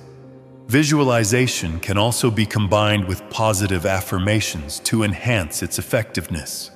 Affirmations are positive statements that help you reprogram negative thought patterns and reinforce a positive self-image. Phrases like, "I am worthy of love," "I am deserving of success," or "I trust myself to make the right decisions," can be repeated daily to shift your mindset. Another advanced technique for cultivating self-love is called mirror work. This practice involves looking at yourself in the mirror and saying affirmations out loud while maintaining eye contact with yourself. While this can feel uncomfortable at first, it's an incredibly powerful exercise for building self-acceptance. The more you affirm your worth and say kind things to yourself, the more you internalize those positive messages and begin to see yourself in a new light. Self-care is also a critical component of advanced self-love. While self-care can include pampering activities like baths or massages, it also means taking responsibility for your well-being on a deeper level. This includes nourishing your body with healthy food, ensuring you get enough rest, exercising regularly, and practicing mindfulness. It also involves taking time for yourself, whether that's through meditation, journaling, or simply enjoying your own company. The more you care for yourself in these practical ways, the more you reinforce your own worth and build a positive relationship with your body. Another key aspect of advanced self-love is forgiveness, both of yourself and others. Forgiveness is essential because holding on to resentment and anger toward yourself or others prevents healing and growth. Self-forgiveness involves accepting your mistakes, learning from them, and releasing the shame or guilt associated with them. When you forgive yourself, you free yourself from the burden of self-judgment and allow space for healing and growth. Forgiving others is equally important. Holding on to grudges only keeps you tethered to the past and prevents you from moving forward. When you forgive others, you release yourself from the emotional grip that those negative experiences have on you. This doesn't mean condoning hurtful behavior, but rather freeing yourself from the emotional weight of resentment. Begin each day by placing your hand on your heart and saying something like, "May I be happy. May I be healthy. May I be at peace. May I live with ease." This simple practice activates your caregiving system and programs your nervous system for self-compassion. The practice of celebrating yourself regularly is crucial for building unshakable confidence. Most people are quick to notice their mistakes and failures, but ignore their successes and growth. Advanced self-love means consciously acknowledging your achievements, efforts, and positive qualities. Keep a daily success journal where you record everything you did well, no matter how small. Celebrate your courage, kindness, creativity, and progress regularly. Somatic practices that involve working with your body are essential for embodying self-love rather than just thinking about it. Your body holds memories, emotions, and patterns that thinking alone cannot change. Practices like yoga, dance, breath work, or massage help release stored tension and trauma while cultivating a loving relationship with your physical self. Notice how you hold your body when you feel confident versus when you feel insecure. Practice embodying confidence through your posture, movement, and presence. Stand tall, make eye contact, speak clearly, and take up appropriate space. Your body language doesn't just reflect your internal state. It actually influences it. When you hold yourself like someone who loves and respects themselves, you begin to feel that way internally. The advanced practice of value-based decision-making ensures that your choices align with your authentic self rather than external expectations. When you truly love yourself, you make decisions based on what honors your values, supports your growth, and serves your highest good. This might mean disappointing others, taking risks, or choosing paths that seem unconventional. But it creates authentic success and deep satisfaction. Develop what psychologists call distress tolerance, the ability to handle emotional discomfort without immediately trying to escape it. When you can sit with difficult emotions without running away through distractions, substances, or compulsive behaviors, you develop unshakable confidence in your ability to handle whatever life brings. This emotional resilience becomes a source of deep self-trust and inner strength.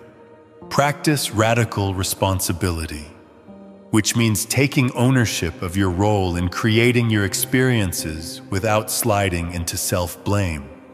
This involves recognizing that while you can't control what happens to you, you can always control how you respond. This sense of personal agency and responsibility creates confidence because you know that you have the power to influence your outcomes through your choices and responses.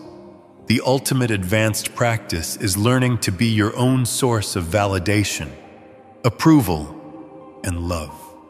Instead of constantly seeking these things from others, you provide them for yourself.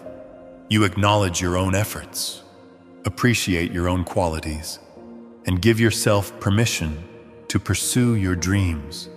This internal self-sufficiency creates magnetic confidence because you're no longer needy or desperate for external approval. These advanced practices require consistency and patience to master, but they create profound transformation. When you've done the deep work of truly loving yourself, including your shadows and flaws, you become unshakable. External criticism can't destroy you because you know your own worth. Failures can't devastate you because your value isn't based on outcomes. Rejection can't crush you because you have your own love and acceptance. Chapter 12. The Art of Self-Love in Romance and Dating. One of the most challenging areas to maintain self-love is in romantic relationships and dating. The desire for love and connection is so powerful that many people abandon themselves completely in pursuit of romantic validation. They sacrifice their values, ignore red flags, tolerate poor treatment, and lose their identity in relationships. Learning to love yourself while dating and being in relationships is an art that requires conscious practice and strong boundaries. The foundation of healthy romantic relationships is coming to the table as a whole person rather than a half person seeking completion. When you don't love yourself, you enter relationships from a place of neediness and desperation. You see potential partners as saviors who will fix your loneliness, validate your worth, and provide the love you can't give yourself. This creates an imbalanced dynamic where you're willing to do anything to keep the relationship, even if it means betraying yourself. But when you love yourself, you approach dating and relationships from abundance rather than scarcity. You know that you're already complete, and that a relationship is meant to enhance your life, not fix it. You're looking for a partner who complements you rather than completes you. This shift in energy is immediately attractive because people are drawn to those who are comfortable in their own skin and don't need constant validation. Self-love in dating begins with knowing and honoring your values, boundaries, and non-negotiables. Before you even start dating, get clear on what matters most to you in a relationship. What qualities are essential in a partner? What behaviors are absolutely unacceptable? What kind of relationship dynamic do you want to create? When you know these things clearly, you can make decisions that honor your authentic self rather than just trying to be liked. Many people lose themselves in the early stages of dating by trying to become whatever they think the other person wants. They hide aspects of their personality that might be polarizing, agree with opinions they don't share, and pretend to enjoy activities that don't interest them. This people-pleasing strategy might initially attract someone, but it attracts them to a false version of you, setting up inevitable disappointment and disconnection. Self-love means showing up authentically from the beginning, even if it means some people won't be interested. It's better to be rejected for who you really are than accepted for who you're pretending to be. When you're authentic, you attract people who genuinely like and appreciate the real you, creating the foundation for healthy, lasting connection. The practice of self-advocacy becomes crucial in dating and relationships. This means speaking up for your needs, expressing your feelings honestly, and refusing to tolerate treatment that doesn't align with your worth. Many people, especially those with people-pleasing tendencies, struggle to advocate for themselves in relationships because they're afraid of conflict or rejection.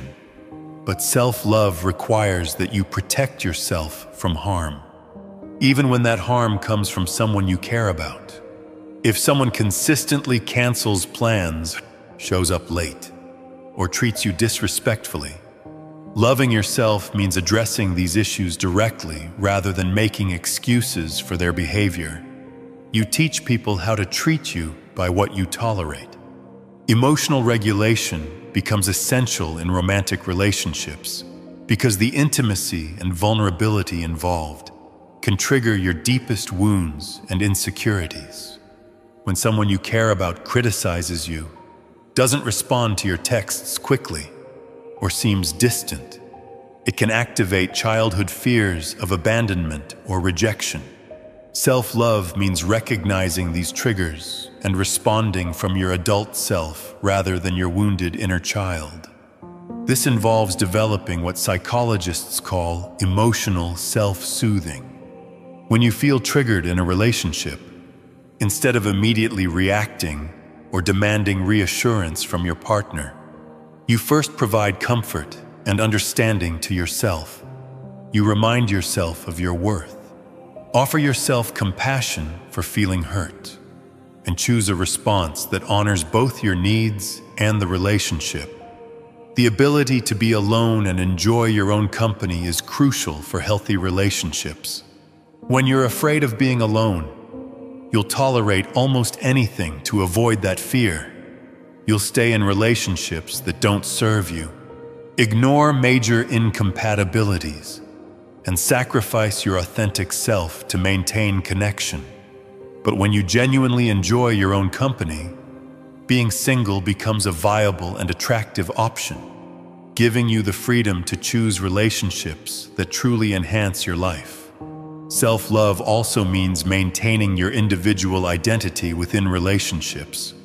Many people lose themselves in romantic partnerships, giving up their friends, hobbies, goals, and interests to merge completely with their partner.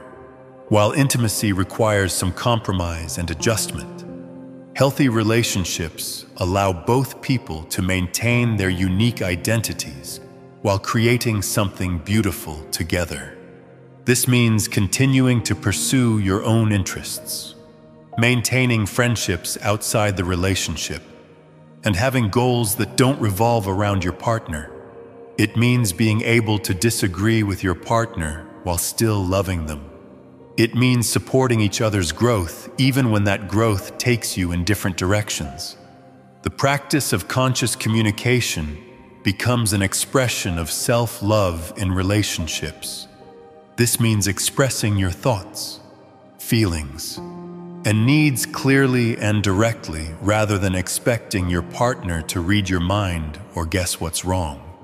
It means taking responsibility for your own emotions rather than blaming your partner for how you feel. It means listening to understand rather than listening to defend or attack. Self-love in relationships also involves accepting your partner as they are, rather than trying to change them into who you think they should be.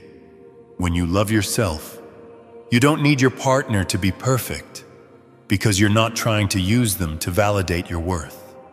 You can appreciate their positive qualities while accepting their human flaws and limitations.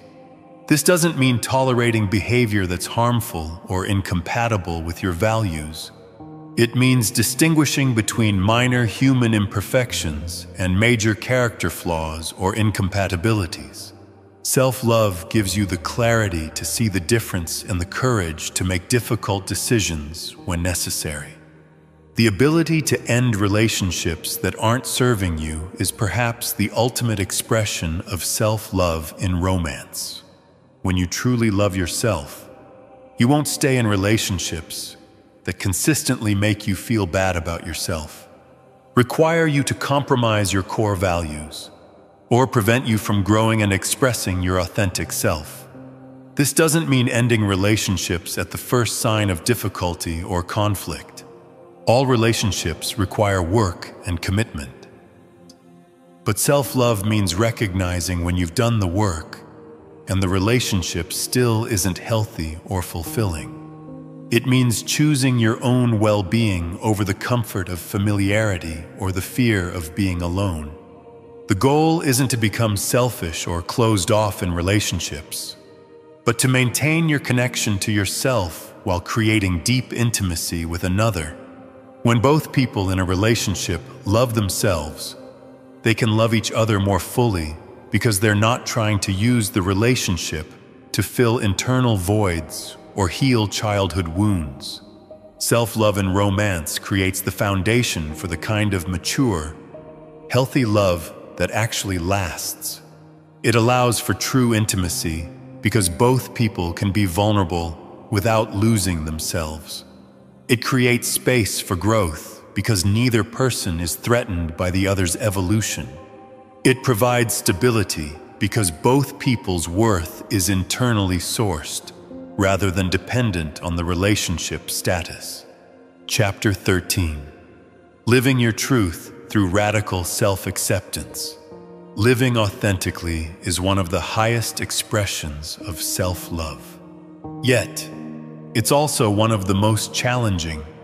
Authenticity requires the courage to be yourself, even when that self doesn't match others' expectations, cultural norms, or your own past identity. It means expressing your true thoughts, feelings, desires, and values, even when doing so might result in judgment. rejection, or conflict.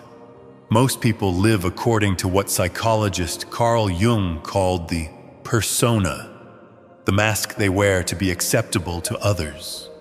This persona is constructed from childhood messages about who you should be, cultural expectations about your role and identity, and strategic calculations about what will gain approval and avoid rejection.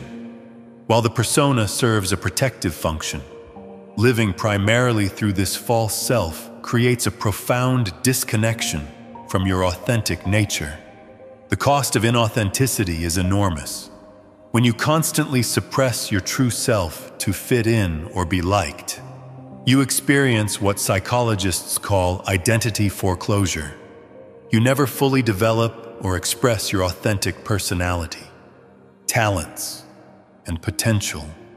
You make life choices based on what looks good rather than what feels right. You enter relationships and careers that don't truly fit you because they match your persona rather than your authentic self. This internal split between your true self and your presented self creates chronic stress, anxiety, and depression. Your nervous system is constantly on alert, monitoring for threats to your carefully constructed image. You can never fully relax because you're always performing, always managing others' perceptions, always afraid of being found out as different from who you appear to be. Living authentically through radical self-acceptance means embracing all aspects of yourself, including the parts that might be unconventional, controversial, or different from what others expect. It means honoring your natural personality, even if you're more introverted than your family wants you to be, more sensitive than your culture values, or more ambitious than your peer group understands. This process often begins with what psychologists call identity exploration, actively investigating who you really are beneath the layers of conditioning and expectation. Start by asking yourself fundamental questions. What do I actually enjoy? Independent of what I think I should enjoy, what are my genuine values? Not the ones I inherited or adopted to fit in. What kind of life would I create if I knew I couldn't fail and no one would judge me? These questions can be unsettling because they might reveal that you've been living according to someone else's blueprint rather than your own. You might discover that the career you've built doesn't actually interest you, that the lifestyle you've created doesn't fulfill you, or that the person you've been presenting to the world isn't who you truly are. This recognition can trigger what psychologists call an identity crisis. But this crisis is actually an opportunity for authentic self-discovery. Radical self-acceptance involves embracing what makes you different rather than trying to conform to some imaginary standard of normalcy. Your quirks, unusual interests, unconventional perspectives, and unique way of seeing the world aren't problems to be fixed. They're gifts to be celebrated. The very things that make you different are often your greatest strengths and the source of your unique contribution to the world. This acceptance extends to your emotional nature as well. Maybe you feel things more deeply than others, or perhaps you process emotions differently. Maybe you need more alone time to recharge, or you thrive on social connection in ways that seem excessive to others. These aren't character flaws. They're aspects of your authentic nature that deserve respect and accommodation. Living authentically also means expressing your truth even when it's uncomfortable or unpopular. This might involve setting boundaries with family members who want you to be someone you're not, pursuing career paths that don't match others' expectations, or sharing opinions that differ from your social group's consensus. Each act of authentic expression strengthens your relationship with yourself and attracts people who appreciate the real you. The fear of rejection often prevents authentic expression. But radical self-acceptance helps you realize that rejection based on your authentic self is actually a gift. When people reject the real you, they're doing you a favor by revealing their incompatibility with your authentic nature. This allows you to invest your time and energy in relationships and opportunities that truly align with who you are. Authenticity also requires what Brené Brown calls shame resilience, the ability to move through shame without being paralyzed by it. Shame tells us that we're fundamentally flawed and unworthy of love and belonging.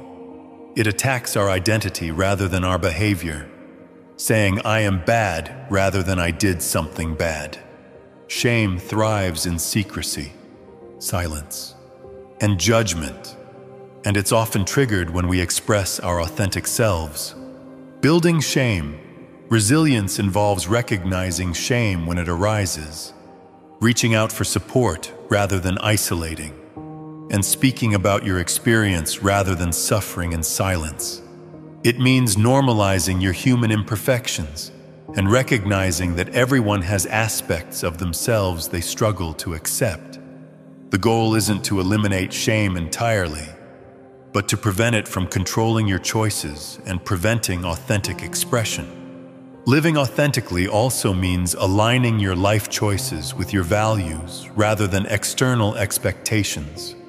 This involves making decisions about career, relationships, lifestyle, and goals based on what truly matters to you rather than what will impress others or meet cultural standards of success.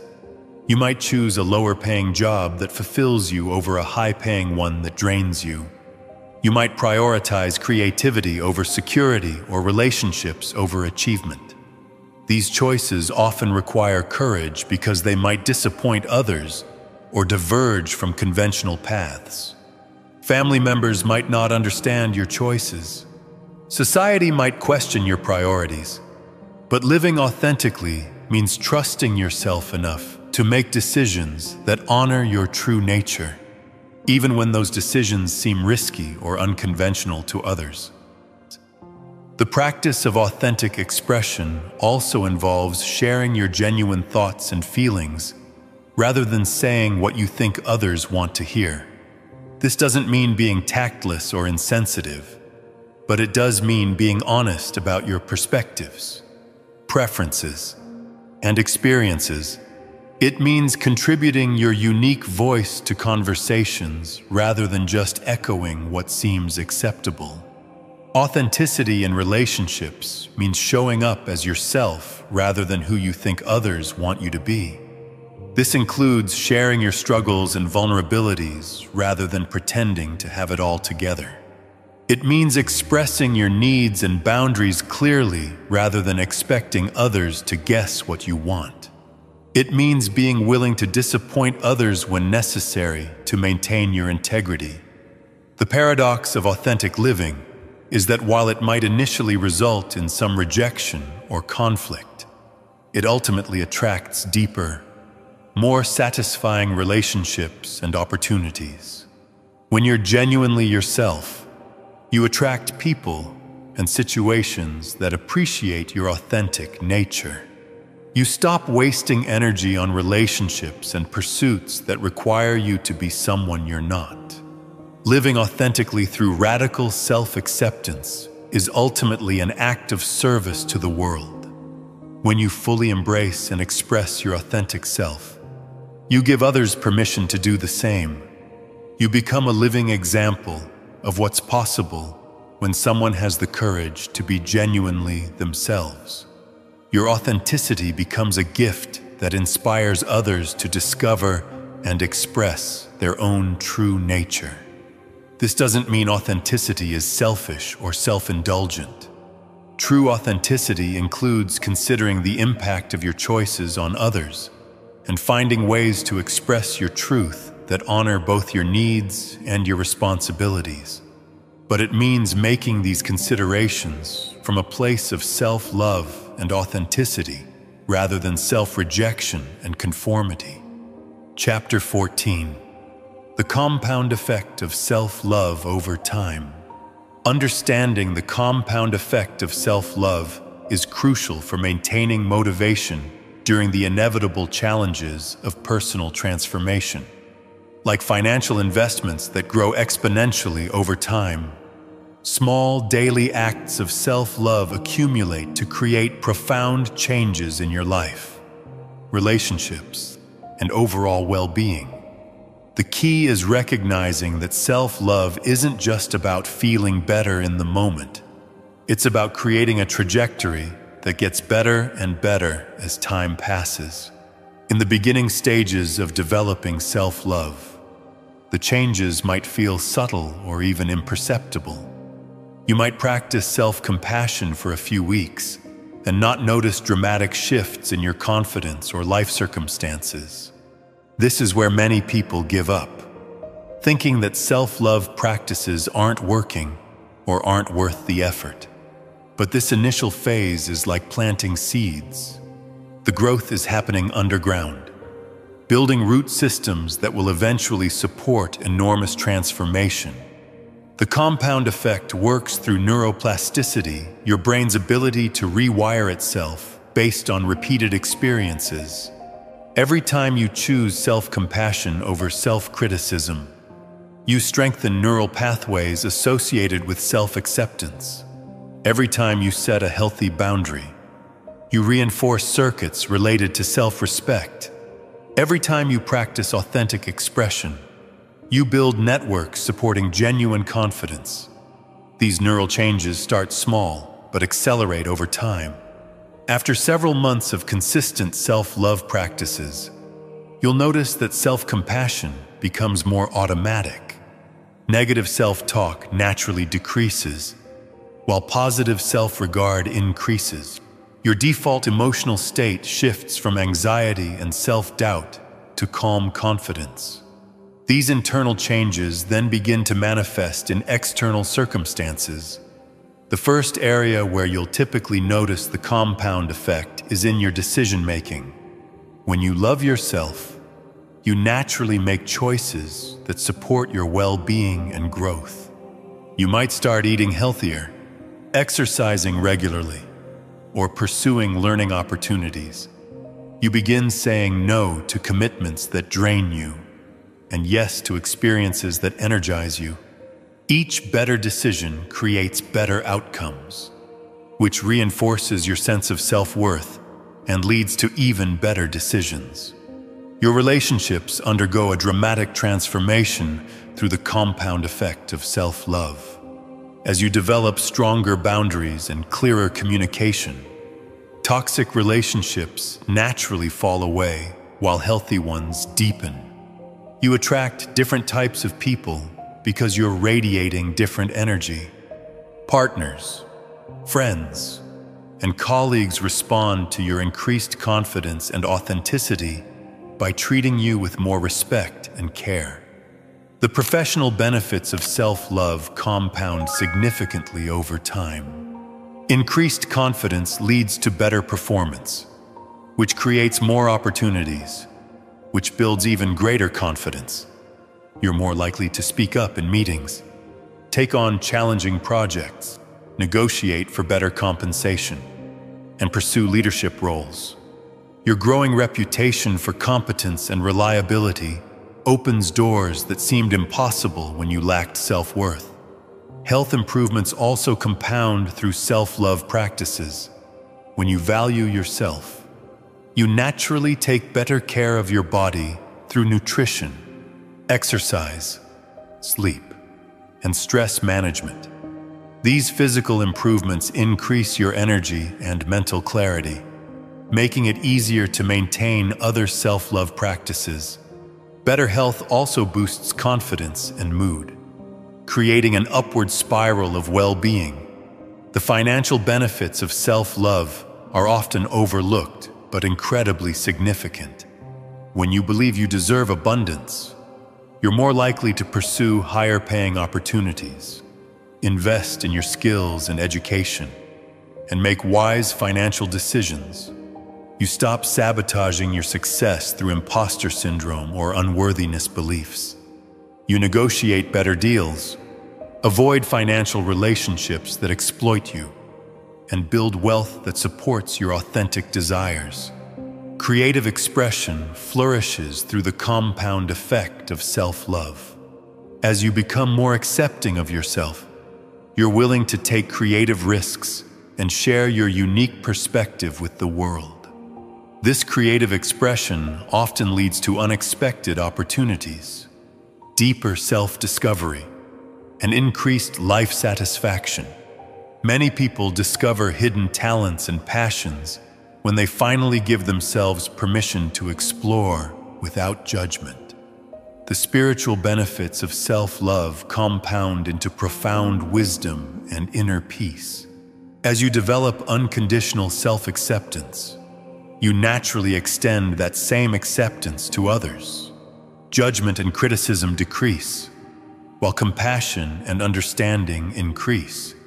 You develop what Buddhist traditions call equanimity, a peaceful state that isn't disturbed by external circumstances because your sense of worth comes from within.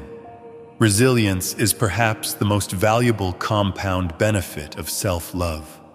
Each challenge you navigate with self-compassion strengthens your confidence in your ability to handle future difficulties. You develop unshakable faith in your capacity to recover from setbacks, learn from failures, and adapt to change. This resilience becomes a tremendous competitive advantage in every area of life. The generational impact of self-love creates perhaps the most meaningful compound effect. When you love yourself, you model healthy self-relationship for your children, family members, and community. You break cycles of self-criticism and shame that might have been passed down through generations. Your self-love becomes a gift that ripples out to everyone whose life you touch. The compound effect also works in reverse, which is why early intervention in self-love practices is so crucial. Years of self-criticism and self-rejection create compound damage to your confidence, relationships, and life outcomes. The longer you wait to develop self-love, the more damage you'll need to heal, and the longer it will take to see positive results. This is why consistency matters more than intensity in self-love practices. Small daily acts of self-compassion are more powerful than occasional dramatic gestures of self-care. 5 minutes of daily self-appreciation creates more transformation than a monthly spa day.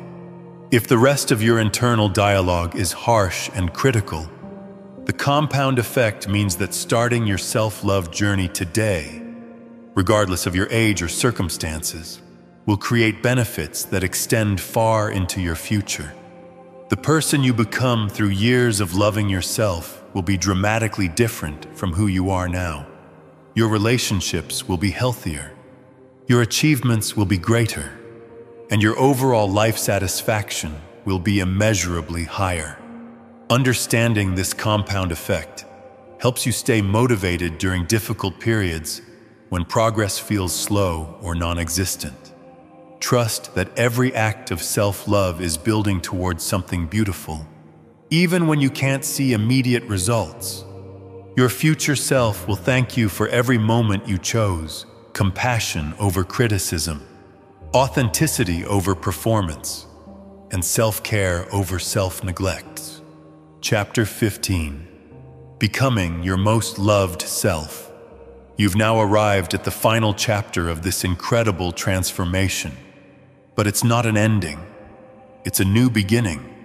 It's a graduation into a life where self-love isn't just a concept, but an everyday reality. The knowledge you've gained is powerful, but only when you integrate it into your daily life will it truly make an impact. This chapter is all about stepping fully into your power and committing to your own well-being and growth like never before. Embodying your most loved self. To become your most loved self, self-love must become your default way of being, not just something you practice on occasion. Self-compassion should feel as natural as breathing. and boundaries should become automatic. Every moment of your life should reflect the love and respect you've cultivated for yourself. You've rewired your brain and transformed your inner dialogue so thoroughly that loving yourself becomes an effortless part of who you are, no longer a task you have to work at. This transformation doesn't happen overnight. It requires consistency and patience. You may still experience moments of self-doubt or self-criticism, but they will be brief exceptions, not the rule. When negative self-talk arises, you'll catch it, and with compassion, you'll redirect it. Your self-worth won't hinge on perfection anymore. When mistakes happen, you'll bounce back faster because your foundation of self-love is unshakable, living from abundance, not scarcity. Your most loved self operates from a place of abundance. You give love freely because you have an endless supply within yourself. You're no longer acting out of desperation or fear of rejection. You pursue opportunities with excitement, knowing they align with your authentic self. You make decisions based on what brings you joy and fulfillment, not on what you think will gain approval. Success comes naturally when you're no longer blocked by beliefs of unworthiness. Transforming relationships. This transformation will radiate into every aspect of your life, especially your relationships. You will no longer tolerate those who don't appreciate or celebrate your authentic self. You'll communicate with clarity and confidence, knowing that your truth matters. Your relationships will thrive because you'll support others' growth without feeling threatened by their success. You'll create the love and connection you've always desired, beginning with the love you've cultivated within yourself, flourishing in your career and life purpose. Your career and life purpose will flourish as you become your most loved self. You'll be driven by passion and excitement, no longer chasing after what others expect of you. You'll take risks because you trust in your abilities to handle whatever comes your way. You'll express your unique gifts boldly, creating work that feels like play, work that is in complete alignment with your authentic nature. A life of authentic choices. As your most loved self, your life will be a reflection of your core values and needs. Each day, you will wake up with appreciation for the opportunity to express your potential. You will make decisions that honor your authentic self, not out of fear of what others may think. You'll speak to yourself with kindness, just as you would a beloved friend. Every day, you'll celebrate your growth and efforts, rather than criticizing your perceived shortcomings. Handling challenges with grace. When challenges arise, your most loved self handles them with grace, instead of seeing yourself as a victim. You'll ask, "What can I learn from this experience?" You'll take responsibility for your actions, without falling into the trap of self-blame. Resilience will be your foundation, built upon your unshakable self-love. Improving physical health. Your physical health will naturally improve as you care for your body with the same love and respect you give your mind. You'll nourish yourself with healthy food because you know you deserve good nutrition. Exercise will become a source of joy, not obligation. As you enjoy feeling strong and energized, you'll prioritize sleep, ensuring you're rested and ready for whatever each day brings. Your health will matter to you, and you'll seek medical care when necessary because you value your well-being. Emotional and mental clarity. Living as your most loved self also enriches your emotional life. You'll experience the full spectrum of human emotions without judgment, understanding that feelings are temporary visitors, here to offer valuable insights. You'll express your emotions with authenticity, not suppressing or exploding. In difficult times, instead of adding self-criticism to your pain, You'll comfort yourself with compassion. Your mental clarity will soar, free from the constant chatter of self-criticism. Your mind will be able to focus deeply on what truly matters. Your decision-making will become faster and more confident, rooted in the deep trust you've cultivated in yourself, contributing to the world. Your most loved self will contribute to the world in meaningful ways. You'll no longer try to be someone you're not. Instead, you'll offer your unique perspective and talents freely, making a difference simply by being fully yourself. You'll give others permission to do the same, showing them what's possible when someone commits fully to their own growth and authenticity. Deepening your spiritual life. Your spiritual life will deepen naturally, as self-love opens your heart to a connection with something greater than yourself, whether through religion, nature, creativity, or service. Your capacity for love will expand, making space for transcendent experiences. You'll feel part of something much larger while maintaining your sense of individual worth. True self-love is not selfish. Living as your most loved self doesn't mean becoming self-absorbed. True self-love makes you more generous and compassionate toward others because you're operating from a place of fullness, not emptiness. You can give freely because you have plenty. You can love others deeply because you no longer need to use them to fill internal voids. You'll become a source of love and light in the world. The legacy of your most loved self. The legacy of your most loved self extends far beyond your individual life. Those around you, your children, family, friends, and colleagues will be inspired by your example. They'll learn to treat themselves with more kindness, and they'll benefit from your authentic presence and contributions. Step fully into your most loved self.